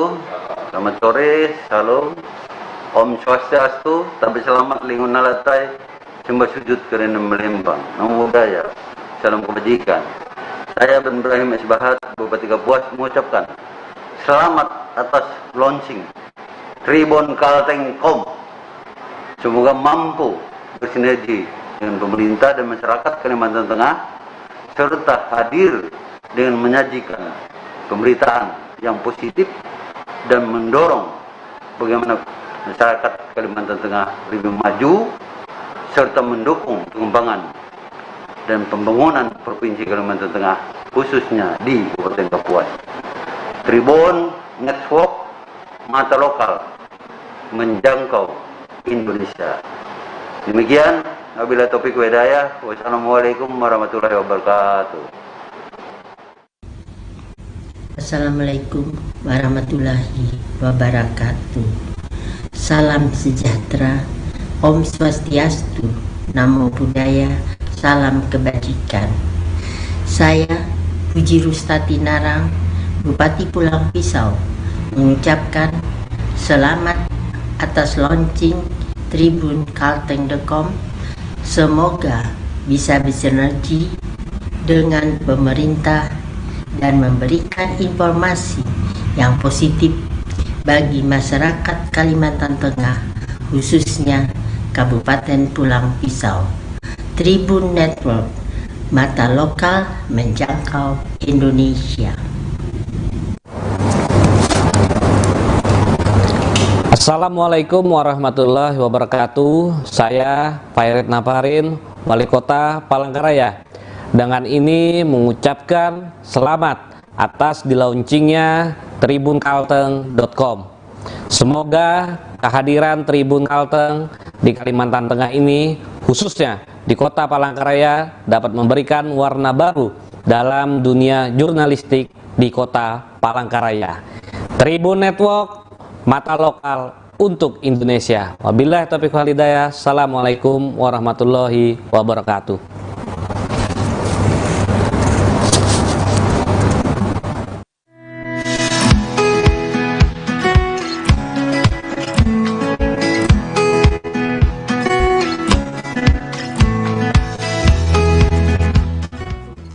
Assalamualaikum warahmatullahi wabarakatuh.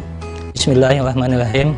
Saya Haji Ustam, Direksi PT Nur Afnan, mengucapkan selamat dan sukses atas soft launching tribunkalteng.com. Tribunkalteng.com, mata lokal menjangkau Indonesia.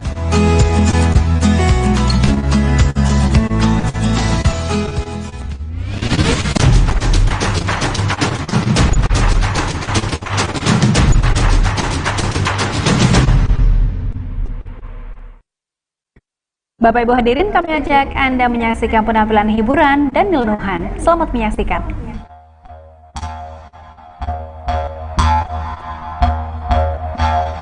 Mohing bola mohing, mohing naing mano.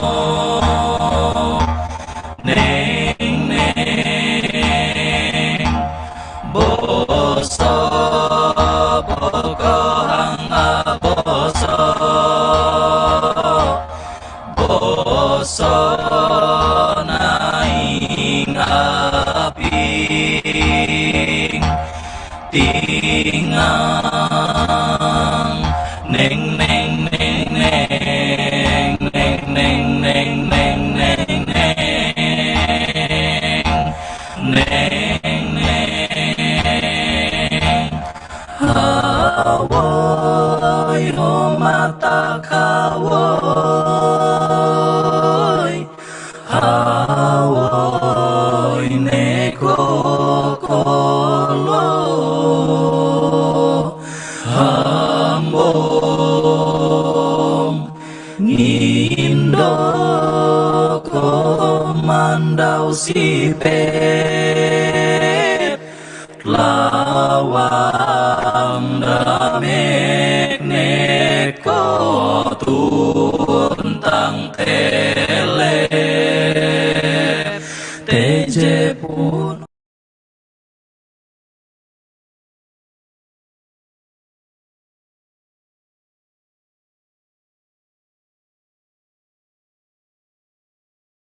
Yang di sana tidak hanya cocok untuk penanaman padi saja, satu untuk usaha-usaha padi, tetapi juga bisa ditanam dengan varietas lain. Kemarin kami melaksanakan panen padi untuk padi jenis Nutrising Impari Nutrising. Ya, ini juga jenis padi yang bisa mampu untuk memberikan asupan makanan bagi pengentasan angka stunting bagi orang-orang stunting bagi Kalimantan Tengah. Nah, ini kan tentunya memberikan dampak positif. Memang program ini saya kira bagi masyarakat kita semua ini perlu juga diketahui, kita ini kan tidak bisa membalikan telapak tangan, artinya simsalabim langsung jadi, perlu waktu, perlu proses, begitupun pembangunan dilaksanakan. Tetapi yakin Bapak dan Ibu sekalian, kami pernah melaksanakan panen ya, waktu panen perdana dengan Pak Menteri Pertanian, begitu kita cek ubinannya bisa mencapai 5 ton per hektar. Kemarin panen kedua sudah di atas 5 ton per hektar, mencapai 6-7 ton.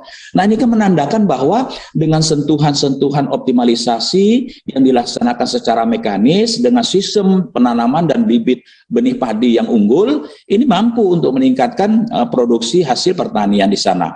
Apakah semua lahan pertanian ini bisa dilakukan dengan penanaman padi? Tentunya tidak ya. Di beberapa tempat lain yang memang cocok dengan tanaman lain juga dilaksanakan seperti untuk tanaman hortikultura ya, karena kita mengenal bahwa musim tanam itu dalam setahun 2 kali, musim tanam April, September panen, kemudian musim tanam Oktober, Maretnya panen. Nah, di sela-sela inilah dilaksanakan juga supaya bisa 3 kali panen. Dengan cara apa? Masyarakat petani diberikan kesempatan untuk bisa menanam jenis tanaman hortikultura yang berjangka pendek dengan cara tumpang sari. ini kan memberikan manfaat. Mungkin selama ini terlihat dilakukan, tetapi dengan pembinaan, ya karena ini adalah program strategis nasional, sehingga ini bisa untuk memberikan nilai atau kontribusi di dalam peningkatan produksi bagi masyarakat itu sendiri. Ibu dan Bapak sekalian, saya kira memang kami sangat bersyukur dari pemerintah Provinsi Kalimantan Tengah, dan tentunya ini juga membuka peluang kesempatan. Dengan adanya terbuka lebar program ini tentu juga akan memberikan kesempatan bagi generasi atau remaja-remaja kita, ya, yang baik tadi disampaikan oleh Wakil Ketua DAD yang juga Rektor Universitas Palangkaraya Pak Eli Embang, bahwa ke depan sumber daya manusia ini akan menyongsong ke sana. Ya, kita tidak lagi, masyarakat kita bercita-cita mungkin setelah lulus sekolah, kuliah, keinginannya menjadi pegawai negeri, tetapi karena dibukanya peluang usaha ini, kesempatan ini akan memudahkan bagi mereka untuk mencari alternatif kegiatan lainnya. Tentunya ini juga akan kita persiapkan dengan baik.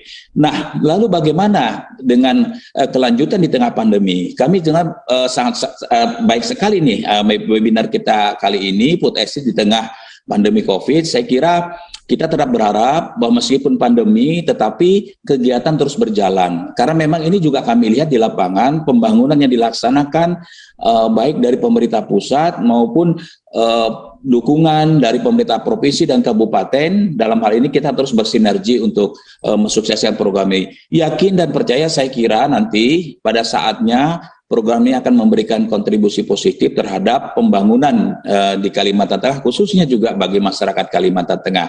Demikian Mas Febi, beberapa hal yang dapat saya sampaikan. Nanti kita lanjutkan, barangkali ada diskusi terkait dengan kegiatan webinar kali ini. Terima kasih. Assalamualaikum warahmatullahi wabarakatuh. Waalaikumsalam warahmatullahi wabarakatuh. Terima kasih Pak Wagub Edi Pratowo, luar biasa penjelasannya. Tapi ada hal yang saya catat tadi, bahwa untuk menghasilkan sesuatu kita tidak bisa seperti membalik telapak tangan. Betul. Tidak bisa instan.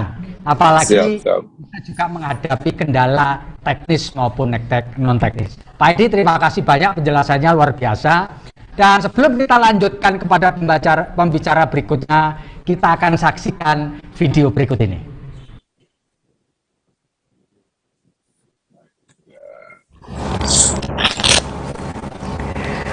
Saya Otto Fitriandi, Kepala Otoritas Jasa Keuangan Provinsi Kalimantan Tengah, mengucapkan selamat atas kehadiran tribunkalteng.com di Provinsi Kalimantan Tengah. Semoga dengan kehadiran tribunkalteng.com di Kalimantan Tengah bisa memberikan edukasi bagi masyarakat di Kalimantan Tengah, serta informasi khususnya nanti terkait dengan industri jasa keuangan dan peran sertanya dalam pemulihan ekonomi di Provinsi Kalimantan Tengah. Tribun Network, mata lokal menjangkau Indonesia. Assalamualaikum warahmatullahi wabarakatuh. Saya Rihando, Kepala Perwakilan Bank Indonesia Provinsi Kalimantan Tengah, mengucapkan selamat dan sukses atas peluncuran tribunkalteng.com. Semoga tetap menjadi media online yang independen, terpercaya, dan berkontribusi nyata terhadap perekonomian di Kalimantan Tengah untuk Indonesia maju. Selamat pagi, Assalamualaikum warahmatullahi wabarakatuh. Saya Yaya Desmono Ramadi Cokro, Direktur Utama PT Bank Kalteng, mengucapkan selamat atas launchingnya tribunkalteng.com. Semoga media tribunkalteng.com selalu memberikan informasi yang terupdate, independen, dan kredibel. Tribun Network, mata lokal menjangkau Indonesia. Assalamualaikum warahmatullahi wabarakatuh. Terima kasih Bapak Ibu sekalian yang masih setia dan bertahan di ruang virtual kita. Kita lanjutkan sekarang talkshow kita dan diskusi kita. Kali ini kami ingin mendengarkan pemaparan dari Wakil Menteri Lingkungan Hidup dan Kehutanan Dr. Alwe Dohong, yang dalam kesempatan ini diwakili oleh Bapak Dirjen Planologi Kehutanan dan Tata Lingkungan dari Kementerian Lingkungan Hidup dan Kehutanan, yaitu Pak Ruanda Agung Sugardiman. Pak Ruanda, apakah sudah bergabung bersama kami di ruang virtual ini? Mohon izin Pak, Pak Ruanda kebetulan tidak bisa berhadir. Pak Ruanda, selamat sore. Ya Pak, mohon izin. Ya, Pak Ruanda, dipersilakan Pak Ruanda bagaimanapun. Halo. Bapak, mohon maaf, Bapak Dr. Hanif Faisal, Sekretaris Dirjen Planologi Kehutanan dan Tata Lingkungan. Mohon maaf, Pak. Mohon izin, Pak. Siap, nggih, mohon izin. Pak Dirjen kebetulan berhalang hadir. Pak Hanif, silakan menyampaikan pemaparan dari sudut pandang lingkungan hidup mengenai proyek food estate yang ada di Kalimantan Tengah. Dipersilakan, Pak. Mohon izin, Pak, diperkenankan share screen, Pak. Ya, silakan, Pak. Silakan untuk di share screen. Panitia tolong dibantu Pak Dr. Hanif Faisal. Terima kasih Bapak Ibu sekalian yang kami hormati, Bapak Menteri Pertanian, Bapak yang mewakili Menko Perekonomian, kami hormati Bapak Wakil Gubernur Kalimantan Tengah, para hadirin yang berhadir pada virtual webinar pada sore hari ini. Tentunya pertama-tama kami ucapkan selamat dan sukses atas launching dari tribunkalteng.com. Semoga selalu bisa mengawal pembangunan ini di tingkat regional maupun nasional. Bapak Ibu sekalian, kami mengaturkan mohon maaf yang sebesar-besarnya Bapak Wakil Menteri Kehutanan Pak Oli Dohong dan Bapak Direktur Jenderal Planologi dan Kehutanan dan Tata Lingkungan berhalangan hadir dan menugaskan saya, Sekretaris Direktur Jenderal, untuk menyampaikan paparan beliau. Izin kiranya kami sampaikan sebagai berikut.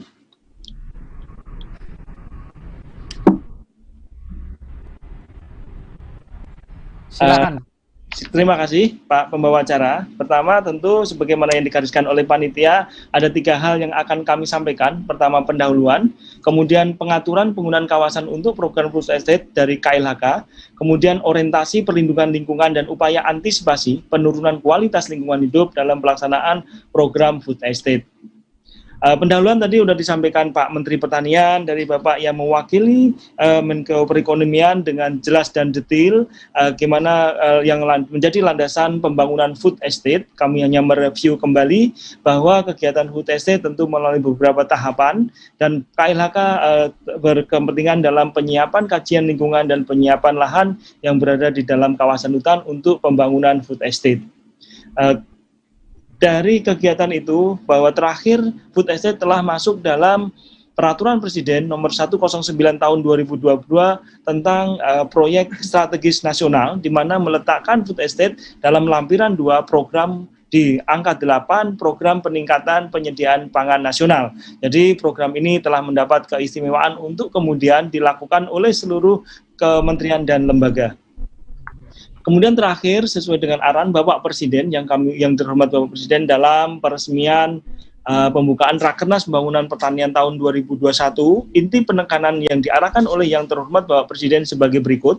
Pertama, bahwa food estate di Sumatera Utara dan di Kalimantan Tengah agar diselesaikan pada tahun 2021 ini. Untuk program selanjutnya akan dievaluasi dari food estate Sumatera Utara dan Kalimantan Tengah. Kedua, kedepannya food estate di Sumatera Utara dan di Kalimantan Tengah ini akan menjadi percontohan bagi provinsi lain. Berikutnya, provinsi lainnya akan didorong dan diberikan dana dari APBN, tetapi harus ada returns ekonomi yang diberikan kepada negara.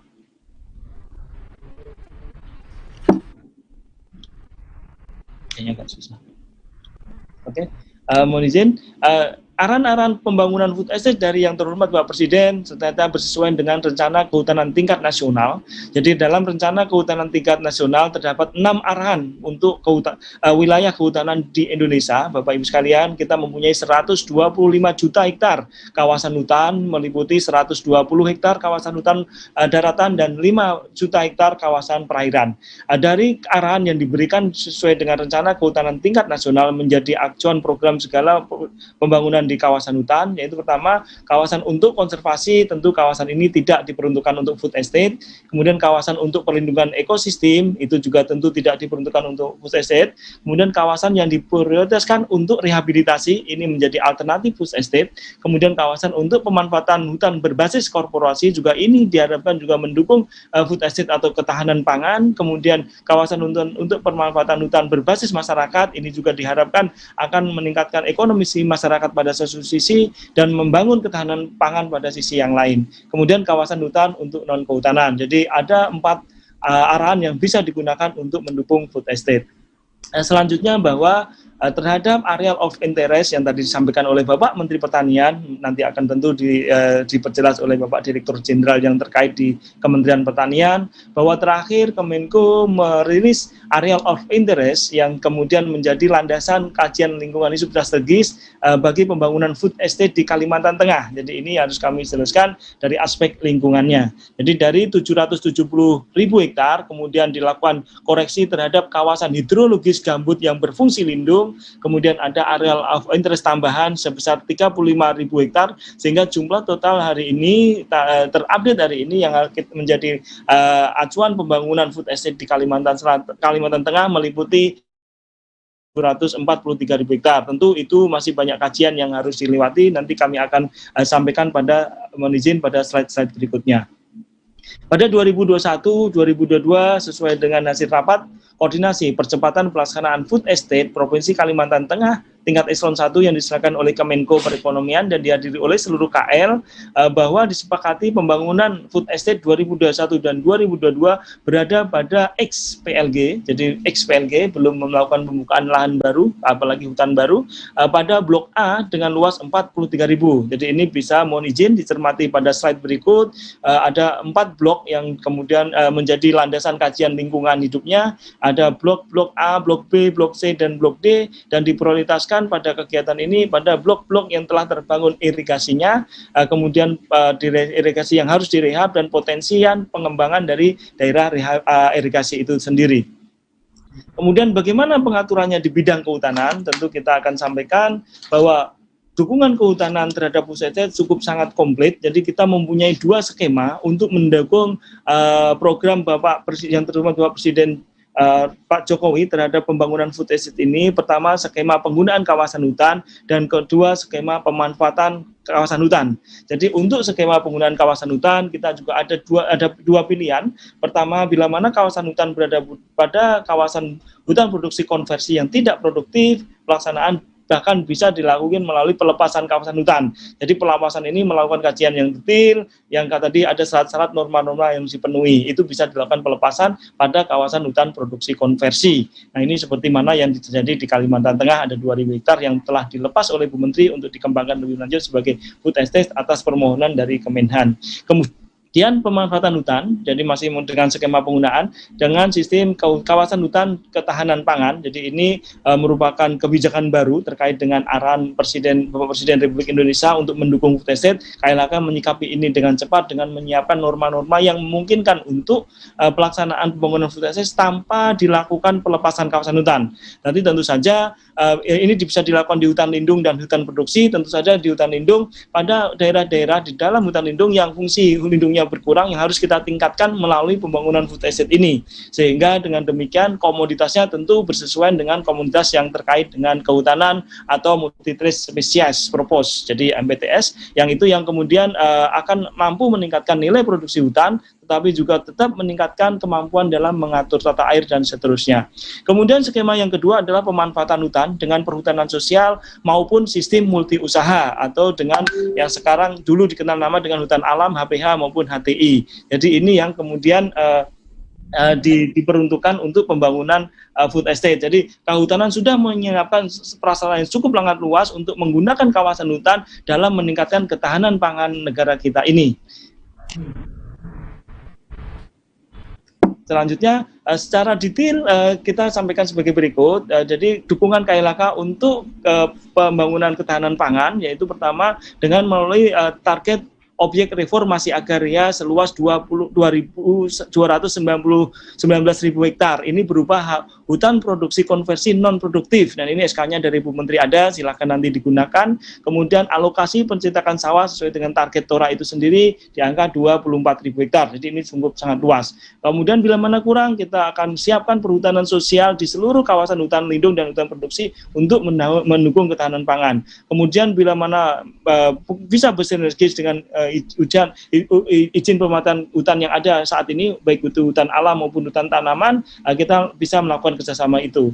Kemudian lahan XPLG yang berpotensi menjadi lahan pertanian seluas 187.000 hektar, berpenutupan belukar dan tanah terbuka. Jadi ini yang sudah memang dipilih berdasarkan citra tutupan udara terupdate atau terdetail. Kita bisa sampaikan ada 187.000 hektar berada dalam kawasan hutan 44.000 hektar. Kemudian yang sudah memiliki status areal penggunaan lain atau non kawasan hutan seluas 143.000 hektar. Dasar hukum kita bisa lihat bersama-sama, ini dasar hukum yang melandasinya. Yang paling penting di sini ada Undang-Undang nomor 11 tahun 2020 tentunya tentang Cipta Kerja yang melandasi tentang food estate ini, kemudian peraturan pemerintah nomor 23 dan 22 tentang penyelenggaraan kehutanan dan perlindungan lingkungan hidup. Ini menjadi landasan bagi penyelenggaraan food estate di KLHK. Nah, ini mekanisme yang dapat kami sampaikan, yaitu melalui perubahan fungsi. Jadi kalau memang tadi kita sampaikan kawasan hutan berudah kawasan hutan produksi atau hutan lindung, kita melakukan tim terpadu tadi dengan usulan Pak Gubernur kita telah menyatakan usulan tahun kemarin, kemudian telah dikaji oleh tim terpadu, namun sampai sekarang belum ada tindak lanjut terhadap hasil ini. Nanti kita akan sampaikan beberapa hal lain terkait dengan ini. Jadi ini setelah itu keluar permohonan perubahan fungsi apapun pelepasan kawasan hutannya.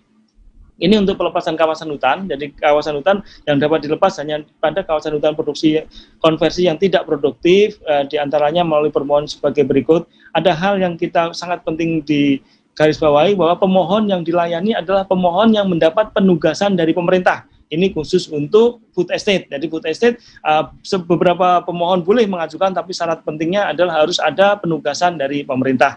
Kemudian syarat umumnya sebagaimana kita sampaikan ada persyaratan administrasi, teknis dan seterusnya, sampai kemudian dikasih tim terpadu, tentu dilakukan telaah detil terhadap kawasan hutan itu, tutupannya, kemudian dengan bagaimana dengan target objek reformasi agraria, PPK indikatif perhutanan sosial dan seterusnya. Yang paling penting juga tidak kawasan hutan dengan kawasan hutan ketahanan pangan KHKP ini berdasarkan Permen nomor 7 tahun 2021.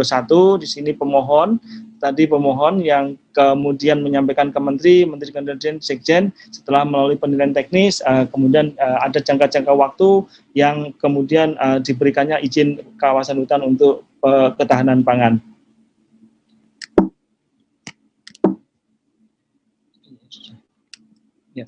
Ini prinsip-prinsip dalam KHKP, permohon diajukan oleh menteri atau lembaga, gubernur, dan seterusnya, atau badan otorita yang ditugaskan khusus oleh pemerintah pusat. Jadi selama ini yang ada di kami, yaitu dari Kemenhan dan Kemenko Marves yang mendapat penugasan khusus. Nah ini yang kemudian yang boleh untuk kemudian mengusulkan KHKP ini di dalam kawasan hutan. Kemudian pernyataan komitmen, dan seterusnya, kemudian pencatatan teknis yang meliputi KLHS, jadi seluruhnya harus meliputi kajian lingkungan hidup strategis, proposal dan peta permohonan, fakta integritas dan seterusnya secara detail disampaikan kepada KLHK berdasarkan pasal-pasal yang nanti mohon izin bisa dicermati dalam Peraturan Menteri Kehutanan nomor 7 tahun 2021 tentang perencanaan kawasan hutan, perubahan peruntukan kawasan hutan, dan perubahan fungsi serta penggunaan kawasan hutan. Ini di pasal-pasalnya diatur jelas gimana kawasan hutan ketahanan pangan itu diberikan kepada pemohon.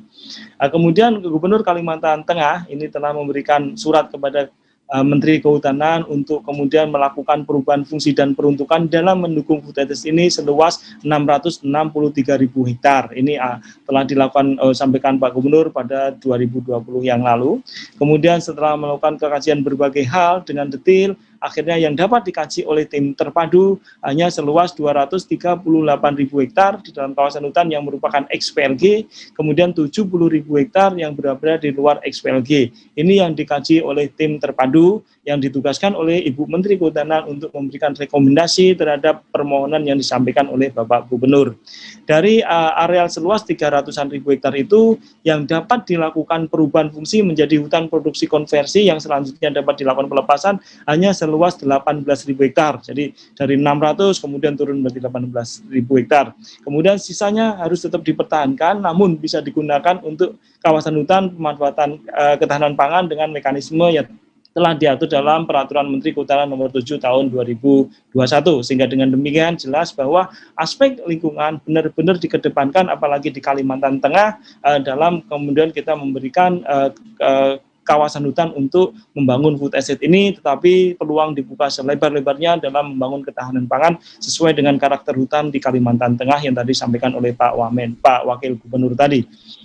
Ya, kemudian KHKP Kemenhan telah mengajukan ada 3 area of interest yang disampaikan oleh Kemenhan seluas 31.000, kemudian 76.000, dan yang terakhir 6.000 yang saat ini sedang dalam proses penelaan kelengkapan administrasi dan teknis. Ada beberapa hal yang harus dilengkapi, diantaranya yang paling penting adalah kajian lingkungan hidup strategisnya.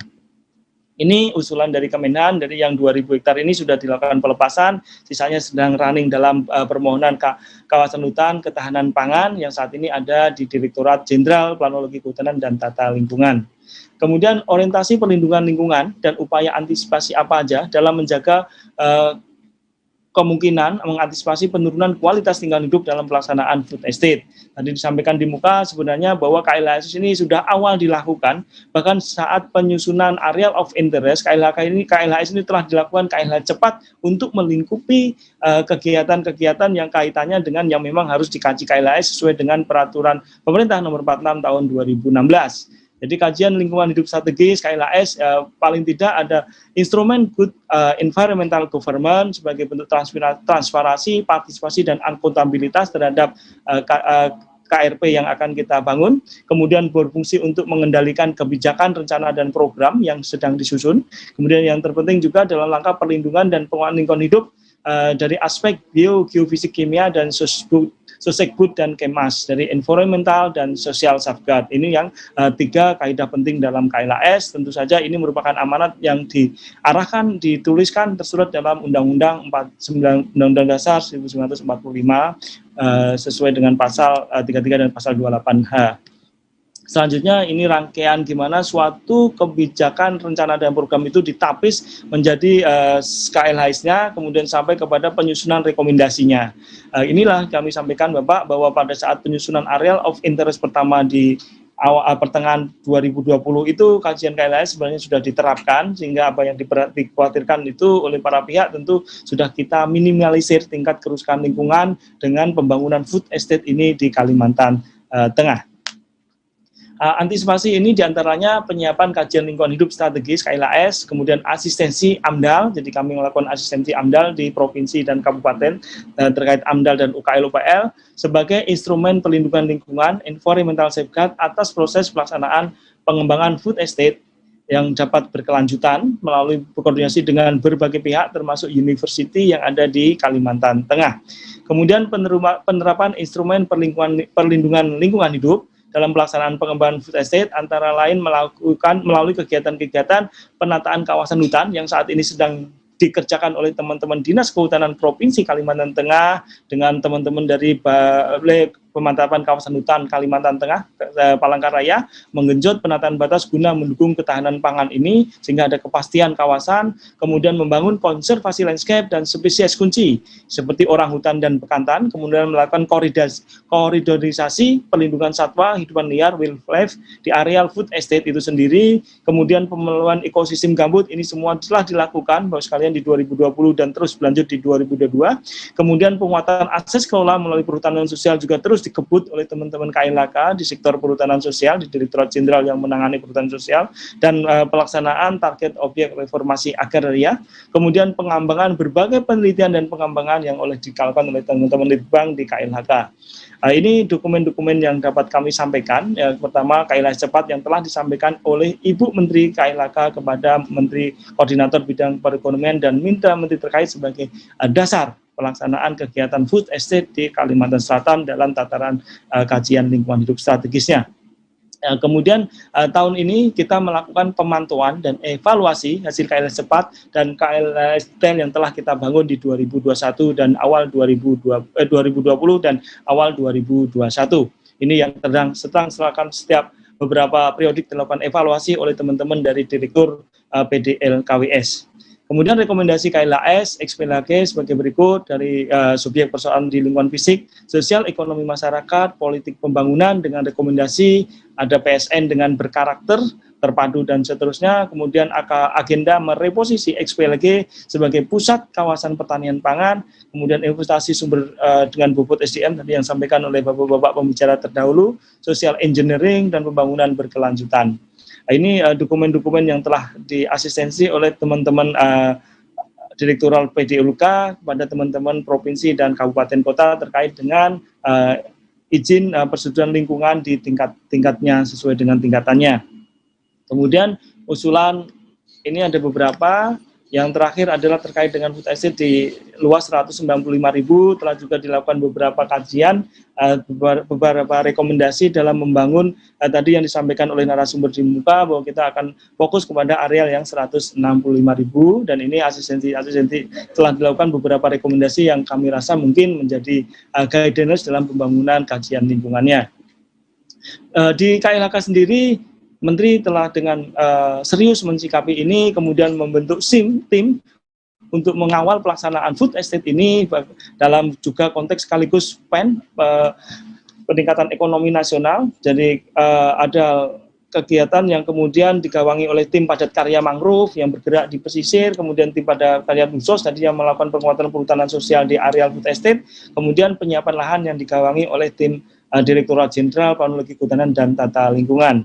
Ini kegiatan yang dilakukan di 2020, ada beberapa kegiatan yang terus dilakukan dan diimprove sampai tahun ini di 2021 dan seterusnya dalam mengawal pembangunan food estate di Kalimantan Tengah. Jadi beberapa kegiatan telah dilakukan di tingkat tapak dan memang kita basisnya spasial di tingkat tapak ini yang telah dilakukan oleh teman-teman KLHK.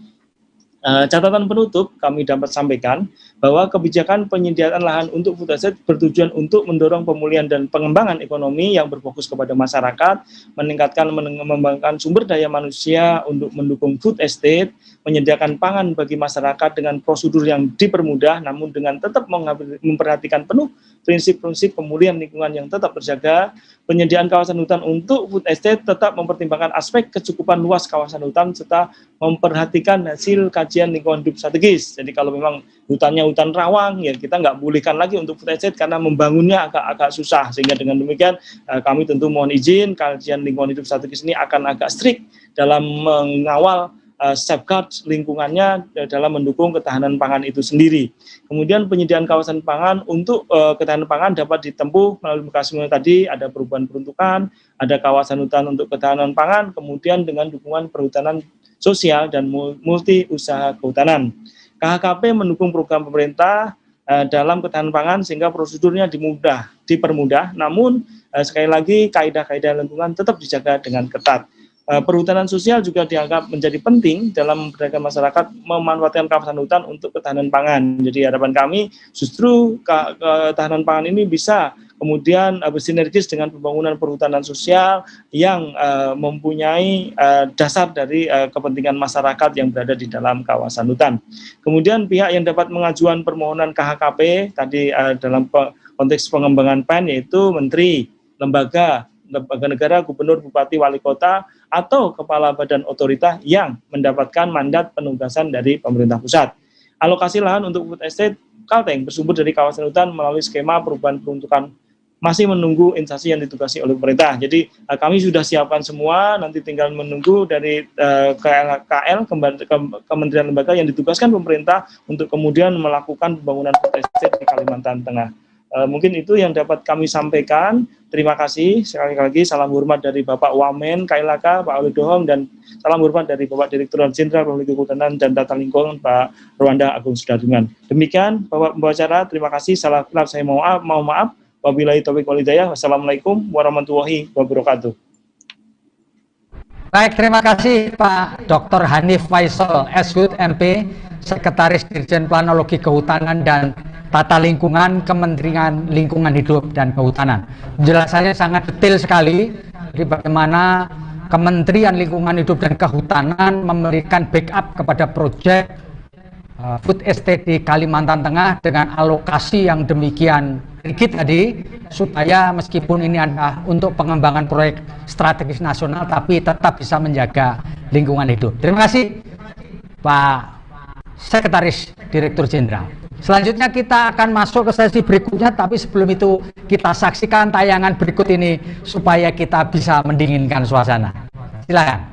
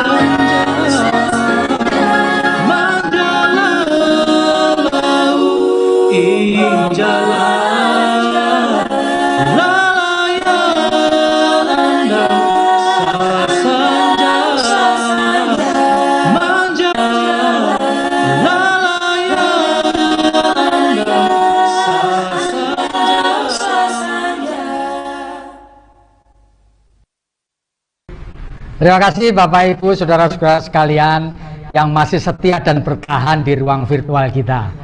Kita akan memasuki sesi yang kedua. Bagi Bapak Ibu yang memerlukan materi presentasi dari mana para narasumber, nanti kita akan kirimkan melalui email. Tolong yang memerlukan emailnya diketikkan di bagian chat. Nanti panitia akan mengirimkan bahan-bahan presentasi yang tadi disampaikan oleh para narasumber, baik dari Kementerian Koordinator Perekonomian maupun dari Kementerian Lingkungan Hidup dan Kehutanan. Kita masuk ke sesi kedua. Kita akan memberi kesempatan kepada Bapak Bupati Kapuas Ben Brahim Bahat yang akan menyajikan presentasi, tetapi beliau diwakili oleh Sekretaris Daerah Dr. Andes Septidi MSI. Kepada Pak Septidi, apakah sudah bergabung dengan ruang virtual kita, Pak Seda? Assalamualaikum. Mohon dicoba dulu anunya, soundnya Pak, mic-nya Pak. Sudah on Pak, monggo silakan. Oke. Terima kasih Pak Pabri. Assalamualaikum warahmatullahi wabarakatuh. Waalaikumsalam. Salam kebajikan, Om Swastiastu, Salam selamat Natal, salam sujud kepada yang kami hormati Bapak Menteri Pertanian, Bapak Dirjen PSB, yang yang mewakili, yang kami hormati mewakili Kementerian LHK, yang kami hormati Bapak Wakil Gubernur Kalimantan Tengah, dan seluruh peserta webinar yang pertama-tama izinkan kami menyampaikan terima kasih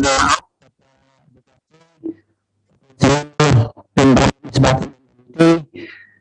bisa mengikuti acara secara langsung karena beliau yang sedang ada kegiatan Jakarta. Saya memberikan kesempatan untuk mewakili beliau.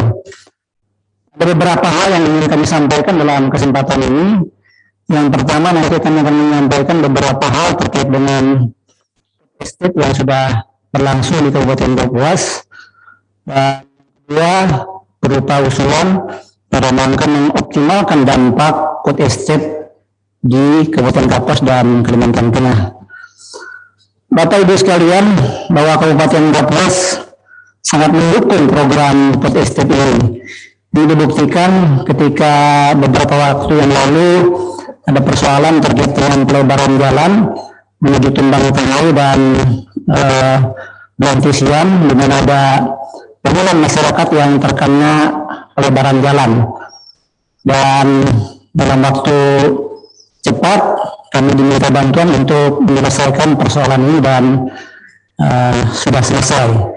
Ini adalah salah satu bukti bahwa kami sangat mendukung program strategi nasional food estate ini.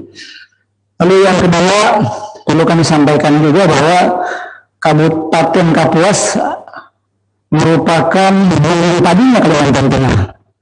Dalam 10 tahun terakhir ini kita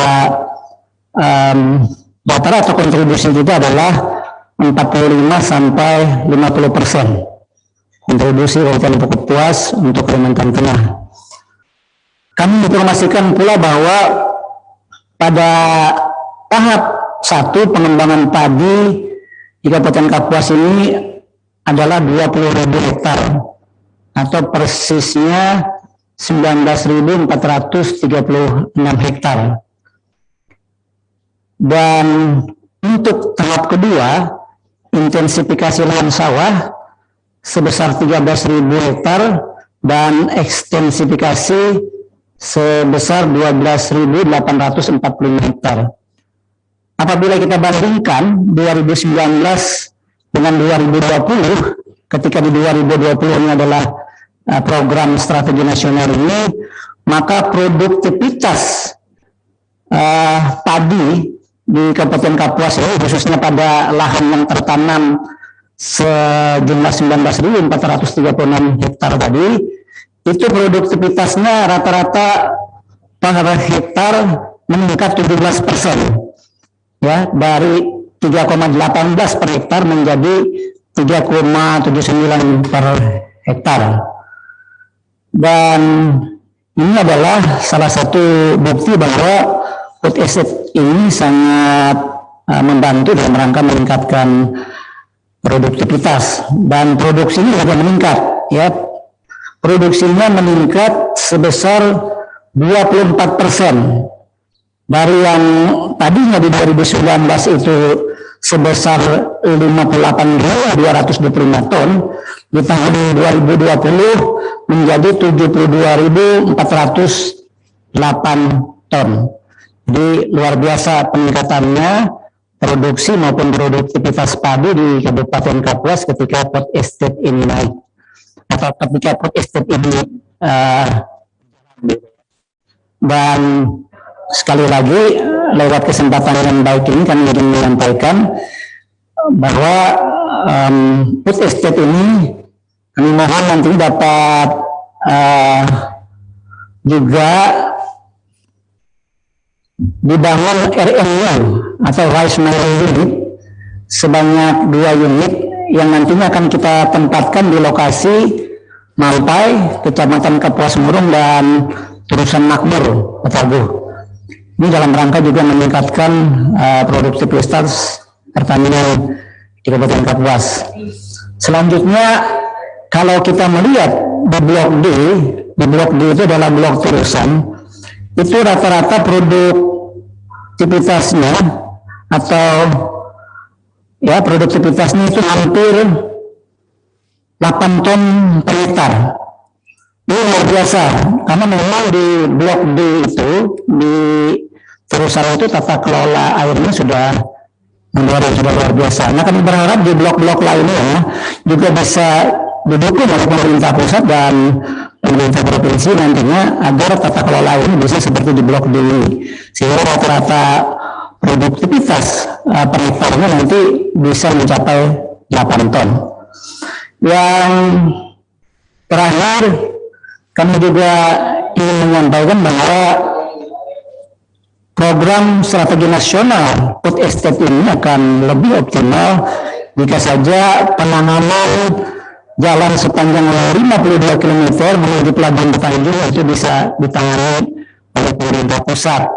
Karena Pelabuhan Petanjung ini adalah bisa menjadi outlet untuk mendistribusikan hasil-hasil food estate ini ke seluruh Indonesia.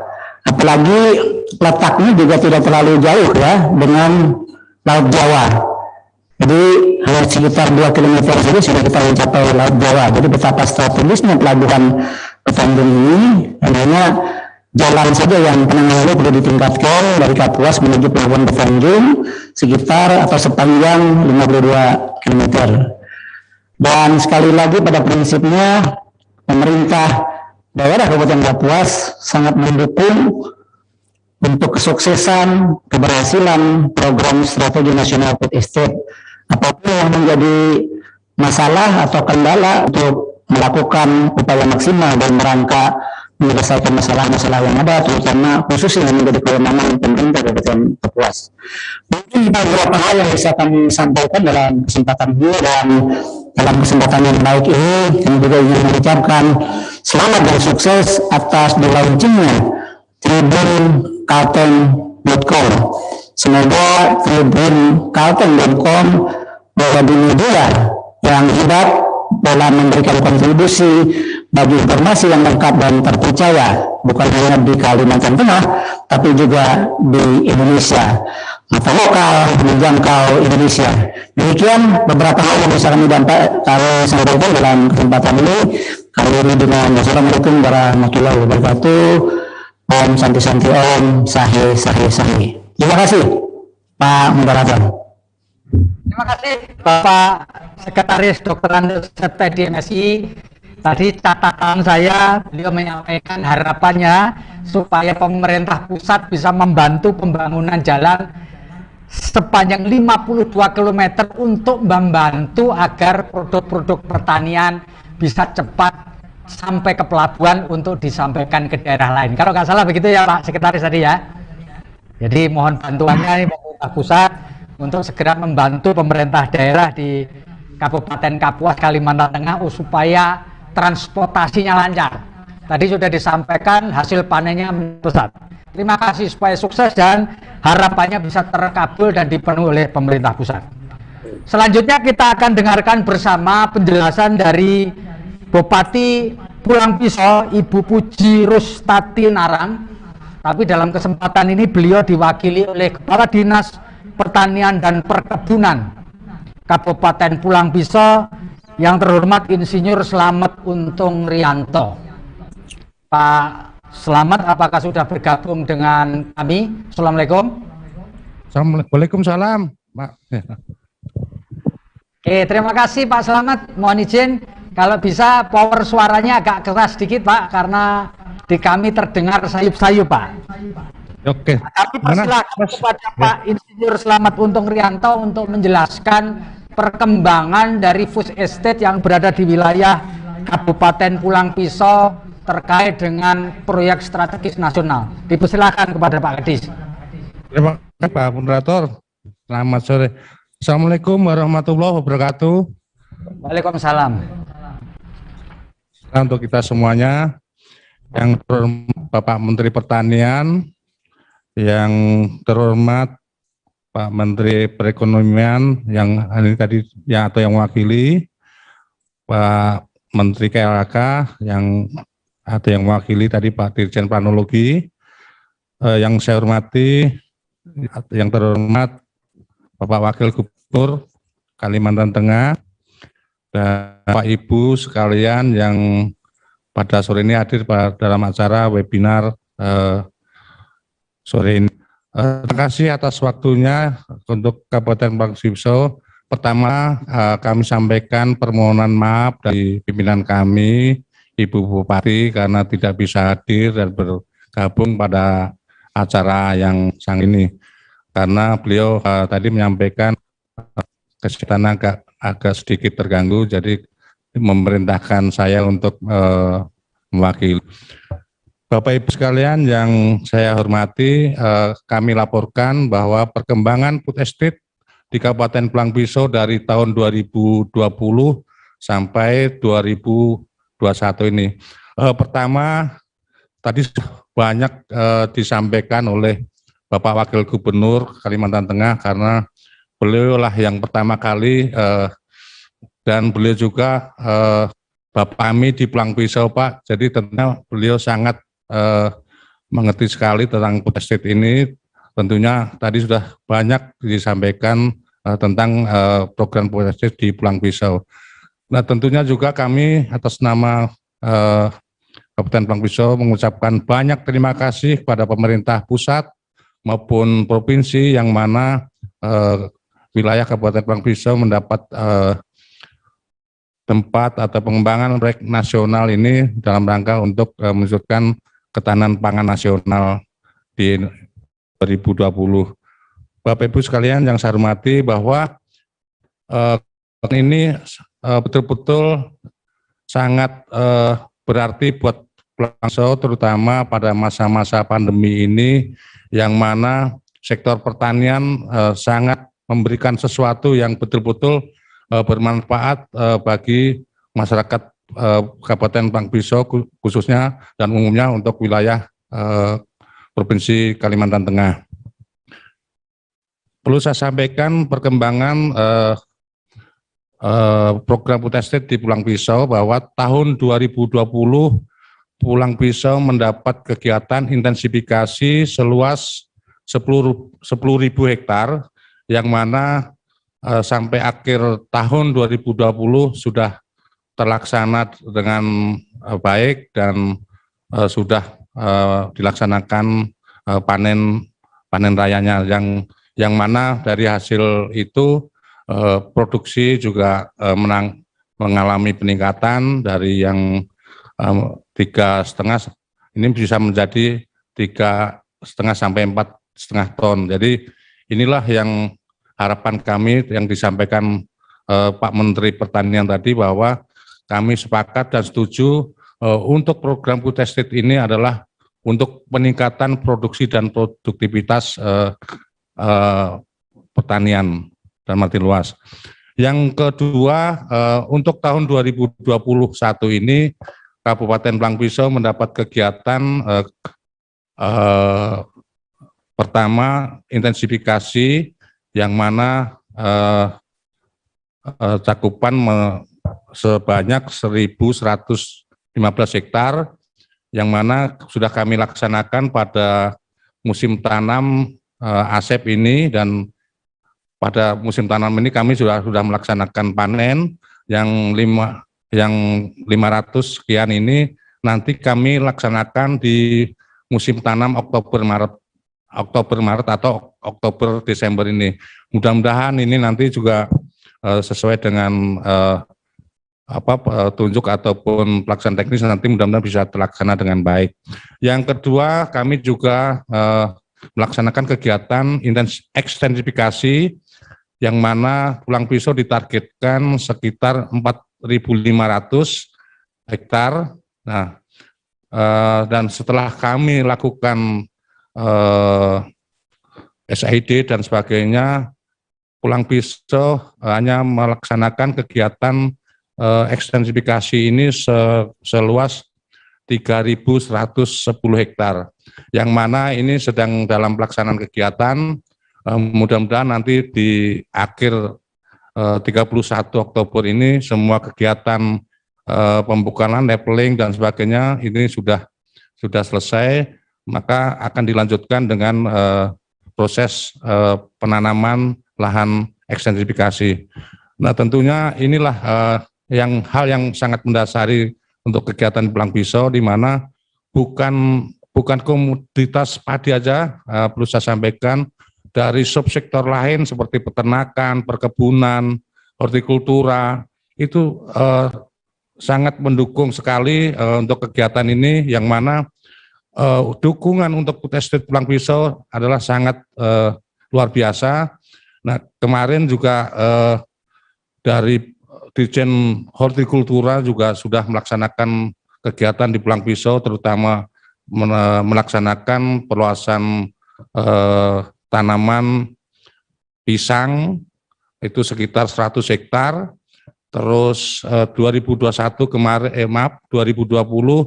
dilaksanakan pengembangan tanaman buah-buahan seperti kelengkeng dan durian seluas 200 hektar. Nah, ini tentunya sebagai penyemangat kami di jajaran pertanian di Kabupaten Pulang Pisau untuk mendukung atas kesempatan pengembangan food estate di Kabupaten Pulang Pisau. Selain itu juga dari Dirjen Peternakan juga ada kegiatan seperti bantuan itik dan beserta kandangnya, yang mana untuk tahun 2021 ini sudah dilaksanakan pembangunan kandang ternak itiknya. Dan perlu saya sampaikan juga untuk Dirjen Peternakan juga pengembangan telur itik, yang mana ini perlu saya sampaikan ini sangat membantu sekali ke perekonomian masyarakat desa, terutama di sekitar food estate ini, yang mana dari hasil produksi telur asin ini bisa mendapat tambahan dari kegiatan di luar utamanya, yaitu pengembangan padi. Bapak Ibu sekalian yang saya hormati, tentunya tadi kami sepakat dengan apa yang disampaikan oleh Bapak Wakil Gubernur, yang mana tidak semudah membalik telapak tangan untuk pelaksanaan ini. Nah, ini tentunya kami berharap semua multi pihak harus bersinergi untuk mensukseskan kegiatan food estate ini, terutama untuk di Kalimantan Tengah. Saya yakin juga banyak hal-hal yang memang banyak kendala yang perlu kita sinkronkan, kita koordinasikan. Tentunya inilah tugas kami selaku dinas terkait atau dinas teknik yang pelaksanaan kegiatan nasional food estate ini. Dan juga perlu juga kami sampaikan dukungan dari Kementerian KLHK, Kementerian Kemenko dan sebagainya atas dukungan peta lokasi dan sebagainya. Ya, inilah dasar kami untuk melaksanakan kegiatan food estate di Kabupaten Blang Pisau. Mungkin itu Pak Moderator yang bisa kami sampaikan, dan kami ucapkan kepada tribunkalteng.com atas launchingnya. Semoga bisa memberikan hal-hal yang positif, yang baik untuk warga petani, khususnya pertanian dalam hal mitra di pertanian. Demikian, atas kurang dan lebihnya kami ucapkan terima kasih. Wassalamualaikum warahmatullahi wabarakatuh. Waalaikumsalam warahmatullahi wabarakatuh. Salam. Terima kasih Pak Kadis Pertanian dan Perkebunan Kabupaten Pulang Pisau, Bapak Insinyur Selamat Untung Rianto. Semoga harapannya tadi kendala-kendala bisa kita selesaikan, karena ini adalah nasib ketahanan pangan kita ke depan. Selanjutnya, sebelum kita lanjutkan ke pembicara berikutnya, sabar sebentar, kita akan melihat tayangan berikut ini.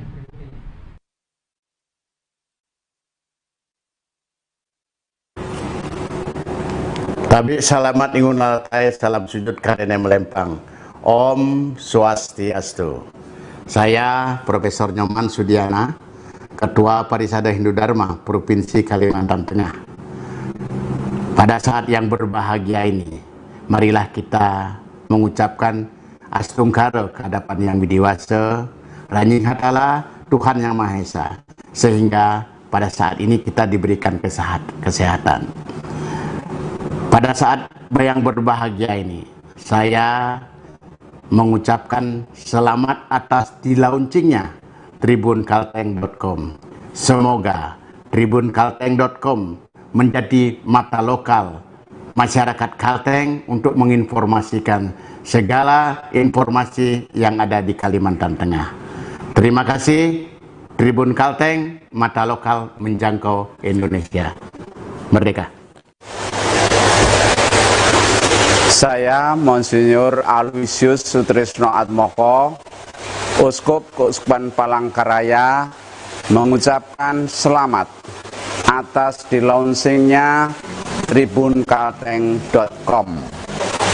Semoga dengan adanya launching ini dan selanjutnya beroperasinya Tribun Network ini, masyarakat di Kalimantan Tengah semakin dicerahkan dengan berita-berita dan hal-hal yang mau disampaikan bisa diterima dengan lebih baik, lebih jelas, dan memberikan pencerahan kepada seluruh masyarakat. Selamat dengan dibukanya Tribun Kalteng ini, semoga berkembang dengan sebaik-baiknya. Dan semoga Tribun Network ini menjadi mata lokal untuk menjangkau Indonesia. Sekian, terima kasih.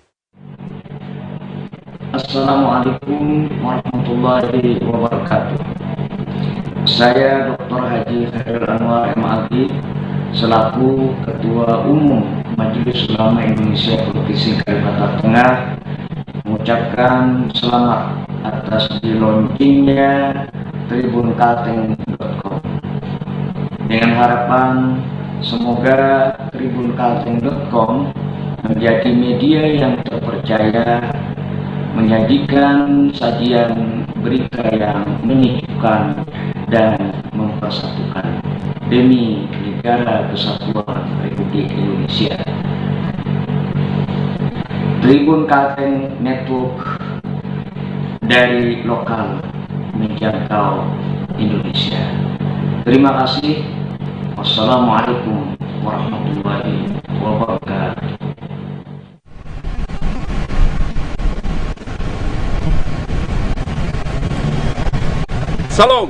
Salam sejahtera untuk kita semua.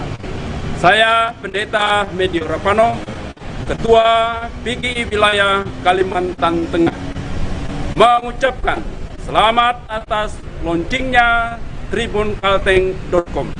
Semoga dengan berkat Tuhan maju jaya dan turut berperan besar membangun Kalimantan Tengah, bumi Tambun Bungai, bumi Pancasila yang kita cintai ini.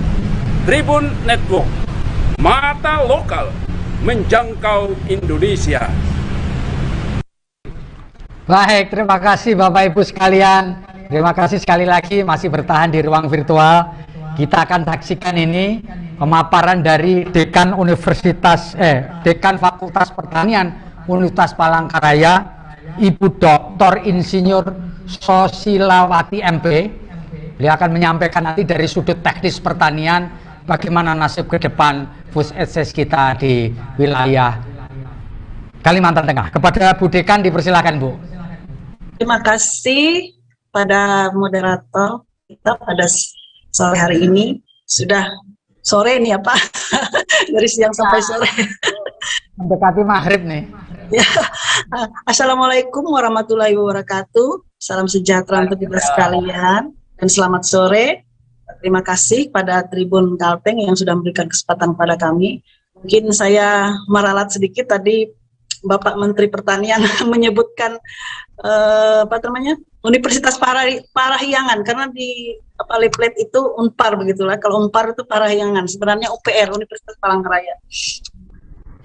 Yang saya hormati Bapak Ibu,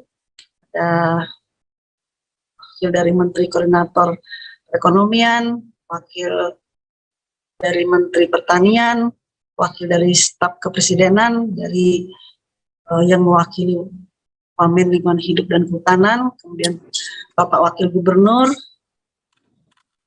Kalimantan Tengah, saya hormati yang mewakili Bupati Kapuas, Pak Sekda, mewakili Bupati Pulang Pisau, Pak Kadis Pertanian dan Kehutanan, kemudian yang saya banggakan, saya hormati Rektor Universitas Palangkaraya Bapak Andri Elia dan Ketua MUI Kalteng Bapak Haji Khairil Anwar. Terima kasih saya sudah diberikan kesempatan. Mungkin saya melihat judul atau tema dari diskusi kita pada hari ini yaitu mengenai nasib estate di masa pandemi. Pertama-tama food estate ini sudah berjalan begitu ya, dan pencanangannya pun di masa wabah atau pandemi COVID. Jadi tujuannya untuk mengatasi kerawanan pangan secara nasional ke depan. Nah, tujuan itu tujuan sangat mulia dan harus kita dukung bersama. Kemudian tadi sudah dijelaskan secara teknis, bahkan sangat rinci sekali, detail sekali dari Kementerian Pertanian, dari Lingkungan Hidup, juga dari wakil dari Bupati, bahwa teknis yang harus dilaksanakan dalam kegiatan food estate ini adalah tata kelola air dan infrastruktur lainnya, terutama jalan dan pelabuhan tadi dikatakan oleh Pemkab Kapuas ya, Sekda Pemkab Kapuas. Tata kelola air ini yang sangat penting gitu, mengingat kami di Fakultas Pertanian ini terlibat dalam kegiatan antara lain food estate atau peningkatan ekonomi atau pemulihan ekonomi nasional ini dilibatkan di dalam ekologi dan ekonomi. Tadi sudah dipaparkan oleh Bapak Sekjen Planologi, Bapak Hanif, di mana di situ ada beberapa kriteria, ada ekologi, ekonomi. Di situ kehadiran kami pada tahun 2020 dan sampai awal 2021, di mana di ekologi kami hadir dengan mendata kawasan hidrologis gambut. Kemudian juga membuat desain engineering sekat kanal. Kalau di ekonomi kami hadir di Bina Desa Mandiri Peduli Gambut. Jadi tadi ada dipaparkan oleh teknologi. Nah, mengingat kita ini sudah masuk tahun 2020-2021 ini kan target 30.000 hektar sudah berjalan dan bahkan sudah panen. Nah, selanjutnya pada tahun 2022 sampai tahun 2023 rencananya akan 110.000 hektar gitu, dari data yang saya dapat, maaf kalau keliru. Nah, secara menyeluruh ini tadi memerlukan kajian lingkungan yang sangat strategis begitu, khususnya di kawasan gambut dalam, karena XPLG 1 juta hektar ini juga melingkupi tidak hanya kawasan yang gambut tipis yang cocok untuk padi sawah, tapi juga di dalam kawasan 1 juta hektar ini juga ada kawasan gambut dalam, di mana kubah-kubah gambut terdapat di situ, ada yang kedalamannya sampai 12 meter. Itu jadi perlu cara-cara atau kajian yang menyeluruh. Itu saya percaya pada Kementerian Lingkungan dan Kelingkungan Hidup dan Kehutanan, kajian strategisnya akan mereka lakukan secara menyeluruh. Nah, pada kerjasama kami Fakultas Pertanian dengan Kementerian Lingkungan Hidup dan Kehutanan awal tahun 2020 dan sampai awal tahun 2021, dari tahun 2020 kami dipercaya untuk mendampingi program Bina Desa Mandiri Peduli Gambut ini pada pemulihan ekonomi begitu ya. Nah, tadi kita melihat bagaimana dari Kementerian Lingkungan Hidup dan Kehutanan akan membuka lahan sekian ribu hektar begitu untuk kawasan food estate ini setelah yang dibuka 30.000 hektar ini. Nah, apakah nanti di lahan-lahan dengan gambut dalam gitu itu juga akan tetap dilaksanakan pembukaan atau cetak sawah? Itu yang akan menjadi kajian gitu.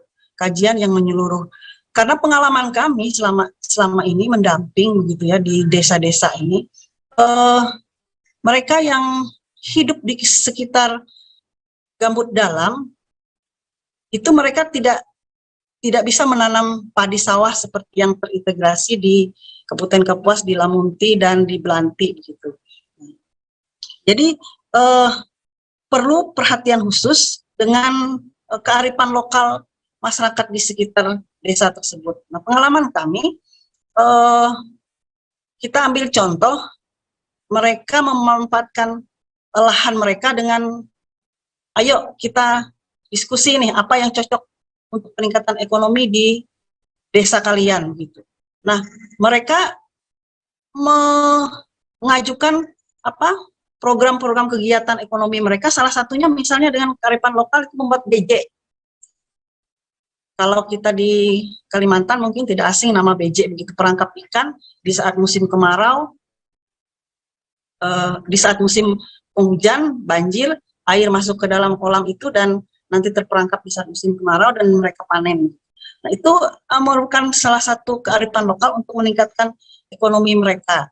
Jadi tidak harus kita dengan mencetak lahan-lahan untuk sawah padi begitu untuk mereka. Tadi saya juga cukup berbangga dengan pemaparan Kadis dari Kabupaten Pulang Pisau bahwa di sana sudah berbagai macam wirausaha yang dilaksanakan oleh petani selain mereka menanam padi di sawah. Nah, pada prinsipnya kami dari pengalaman kami mendampingi masyarakat di Desa Mandiri Peduli Gambut, kearifan lokal itu yang sangat ditonjolkan. Jadi tidak harus terintegrasi di satu tempat dengan cetak sawah yang luas begitu, sehingga masyarakat yang di sekitar gambut yang dalam yang tidak bisa menanam padi sawah, mereka hanya menonton begitu. Nah, ini yang perlu kita melakukan kajian, dan saya tadi bersyukur karena tadi Pak Hanif mengatakan bahwa kalau itu misalnya rawanya sangat dalam, gambutnya sangat dalam, itu tidak bisa dipaksakan.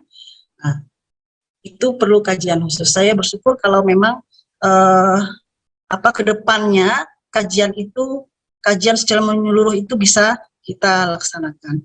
Kemudian ada contoh lagi, misalnya di desa apa itu namanya, desa Kecamatan Mentangai ini di Masuk Kapuas gitu. Mereka mengeluhkan terjadinya kebakaran yang berulang-ulang pada lahan yang mereka revegetasi gitu. Ada program revegetasi dari pemerintah. Nah, lalu mereka berdiskusi dengan kami, mereka ingin menanam sagu. Sagu kalau dalam bahasa daerahnya itu apa? Hambie atau rumbia. Mungkin saya izin share screen. Ada foto-foto mereka menanam.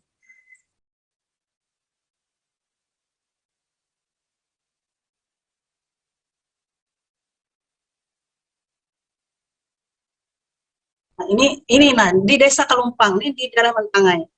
Ini program revegetasi mereka dengan menanam bibit rumbia atau sagu. Nah, ini berguna tidak hanya untuk konsumsi manusia, tapi juga untuk pakan ternak, gitu. Khususnya biasa mereka untuk ternak bebek, gitu. Jadi sesuai dengan kondisi di desa masing-masing. Jadi tidak harus kita menanam padi di sawah semua. Nah, ini di Desa Tabatan di daerah Barsel.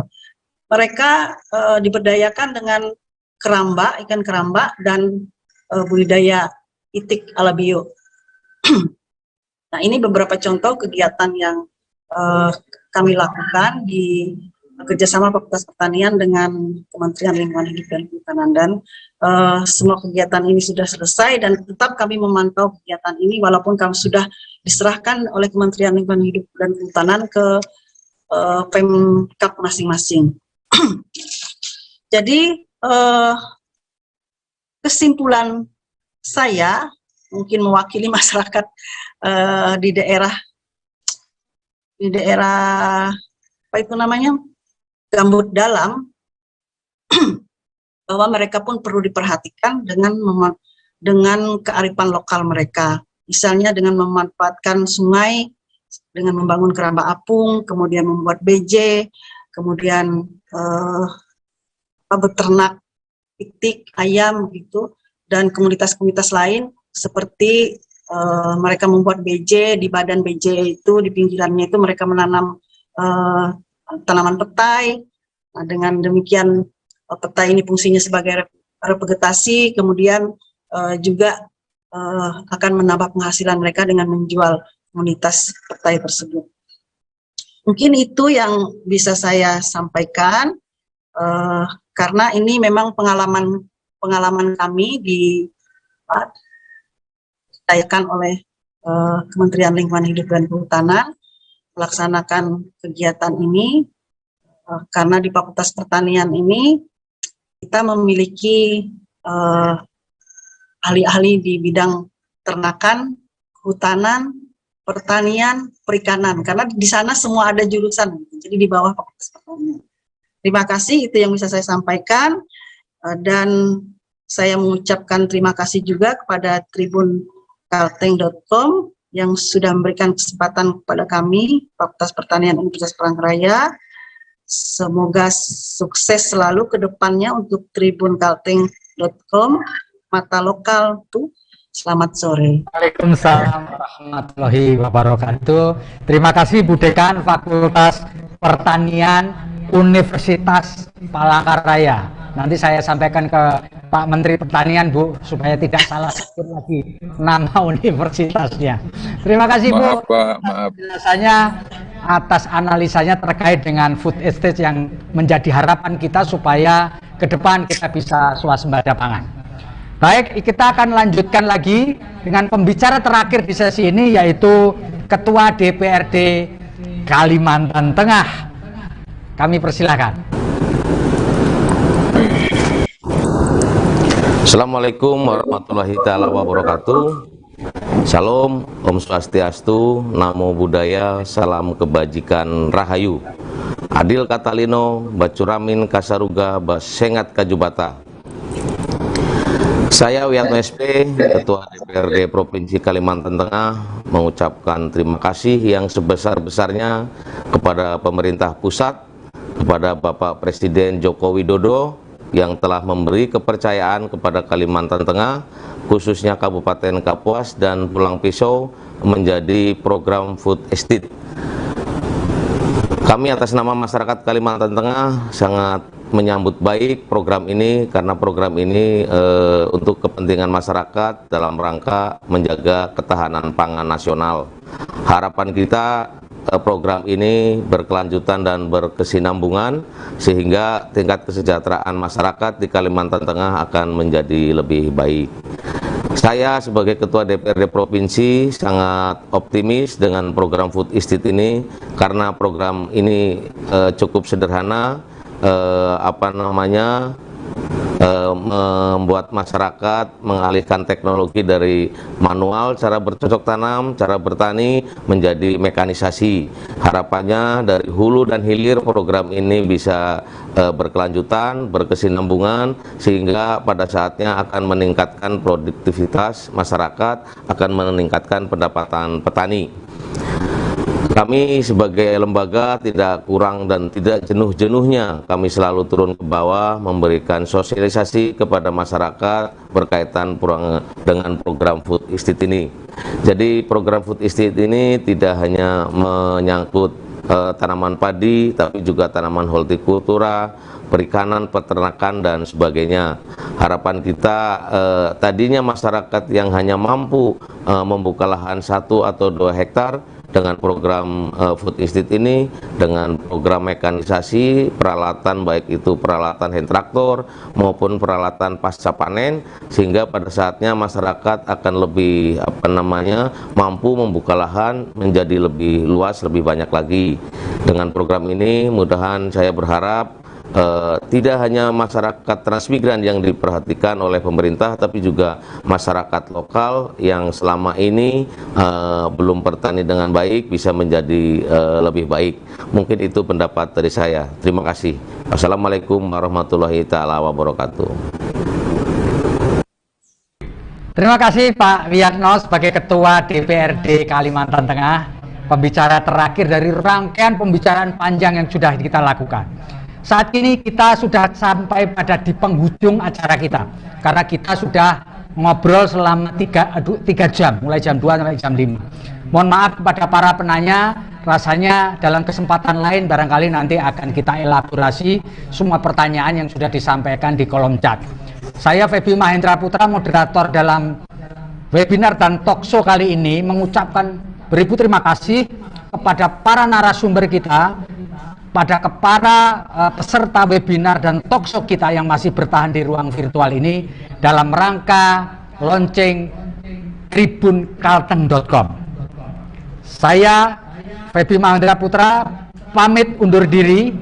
Saya mohon maaf manakala dalam memerankan diri sebagai moderator ada berbagai banyak kekurangan. Sekali lagi mohon maaf dan terima kasih sebanyak-banyaknya. Sebelum kita akhiri, kita akan saksikan video berikut ini. Assalamualaikum warahmatullahi wabarakatuh. Salam damai sejahtera buat kita semua. Om Santi Santi Om. Namo Buddhaya, salam kebajikan dan salam sehat. Waalaikumsalam warahmatullahi wabarakatuh.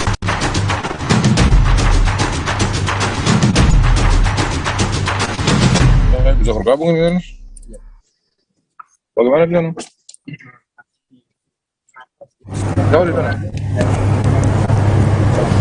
Saya Rektor Universitas Palangkaraya Andri Elia mengucapkan selamat atas launchingnya Tribun Kalteng.com. Semoga Tribun Kalteng.com menjadi yang terbaik untuk pemberitaan media dan dapat meningkatkan pengetahuan dan pemahaman masyarakat secara menyeluruh dari berbagai aspek pembangunan. Tribun Network, mata lokal menjangkau Indonesia. Terima kasih. Saya Dr. Insinyur Susilawati MP, Dekan Fakultas Pertanian Universitas Palangkaraya, mengucapkan selamat atas launching tribunkalteng.com. Semoga Tribun Kalteng bisa membawa suara masyarakat Kalteng dan sukses selalu. Tribun Network, mata lokal menjangkau Indonesia.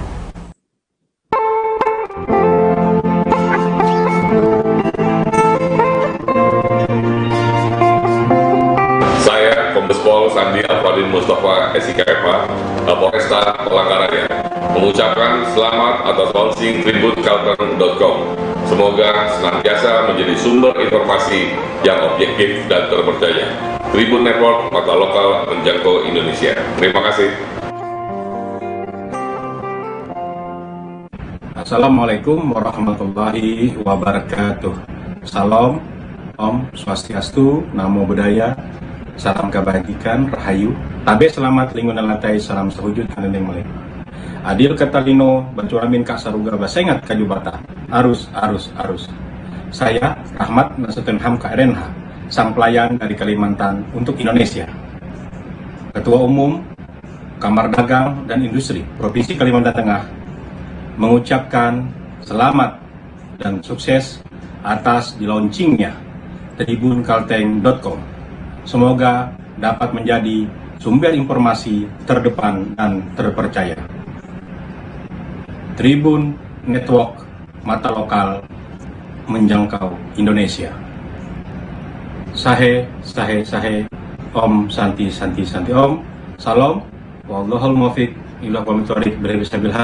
Wassalamualaikum warahmatullahi wabarakatuh.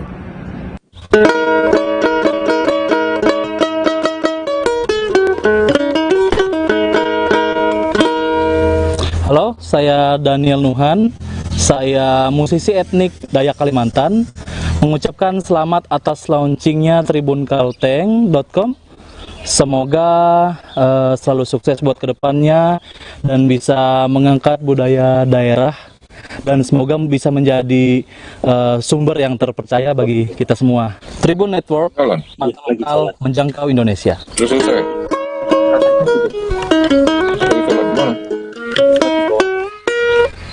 Di kantornya. Nggak ada di apanya nih, toilet deh. Saya di mana? Dalam Pak. Di sana Bang. Iya, yang lurus ini Pak. Coba cek. Mengucapkan selamat dan sukses atas launching tribunkalteng.com. Semoga menjadi media pemberitaan yang terus memberikan edukasi kepada masyarakat. Tribun Network, mata lokal menjangkau Indonesia. Bapak Ibu hadirin, dengan berakhirnya webinar tadi, maka berakhir pula seluruh rangkaian acara kita pada hari ini, launching tribunkalteng.com dan webinar Nasib Food Estate Kalteng di tengah COVID-19. Kami mengucapkan terima kasih kepada hadirin yang sudah bergabung secara virtual dan seluruh pendukung dalam acara hari ini. Terima kasih kepada pemerintah Provinsi Kalimantan Tengah, DPRD Kalimantan Tengah, Bank Kalteng, Bank Indonesia Perwakilan Kalimantan Tengah, Kantor Wilayah Kementerian Hukum dan HAM Kalimantan Tengah, Polda Kalimantan Tengah, Polresta Palangkaraya, Pemerintah Kota Palangkaraya, Pemerintah Kabupaten Pulang Pisau, Pemerintah Kabupaten Kapuas, PT Adore Indonesia, PT Astra Agrolestari, PT Tunas Inti Abadi, Bina Benua Group, PT Minamas Plantation, PT Surya Timur Sakti Jatim, OJK Kalimantan Tengah, Amaris Hotel Palangkaraya, PT Airmas Hapaka Jaya, PT Jasara Harja Cabang Kalimantan Tengah, PT Nur Afnan, PT Telkom Indonesia Kalimantan Tengah. Akhir kata, saya Novita Chandra Wijaya undur diri. Terima kasih. Wassalamualaikum warahmatullahi wabarakatuh. Tribunkalteng.com, mata lokal menjangkau Indonesia. Salam sehat selalu. Itulah tadi rangkaian acara launching tribunkalteng.com dan webinar nasional dengan tema Nasib Food Estate di Kalteng di tengah pandemi COVID-19. Terima kasih atas kehadiran semua narasumber, partisipan, dan pendukung acara. Sampai bertemu pada acara selanjutnya. Tribun Network, mata lokal menjangkau Indonesia.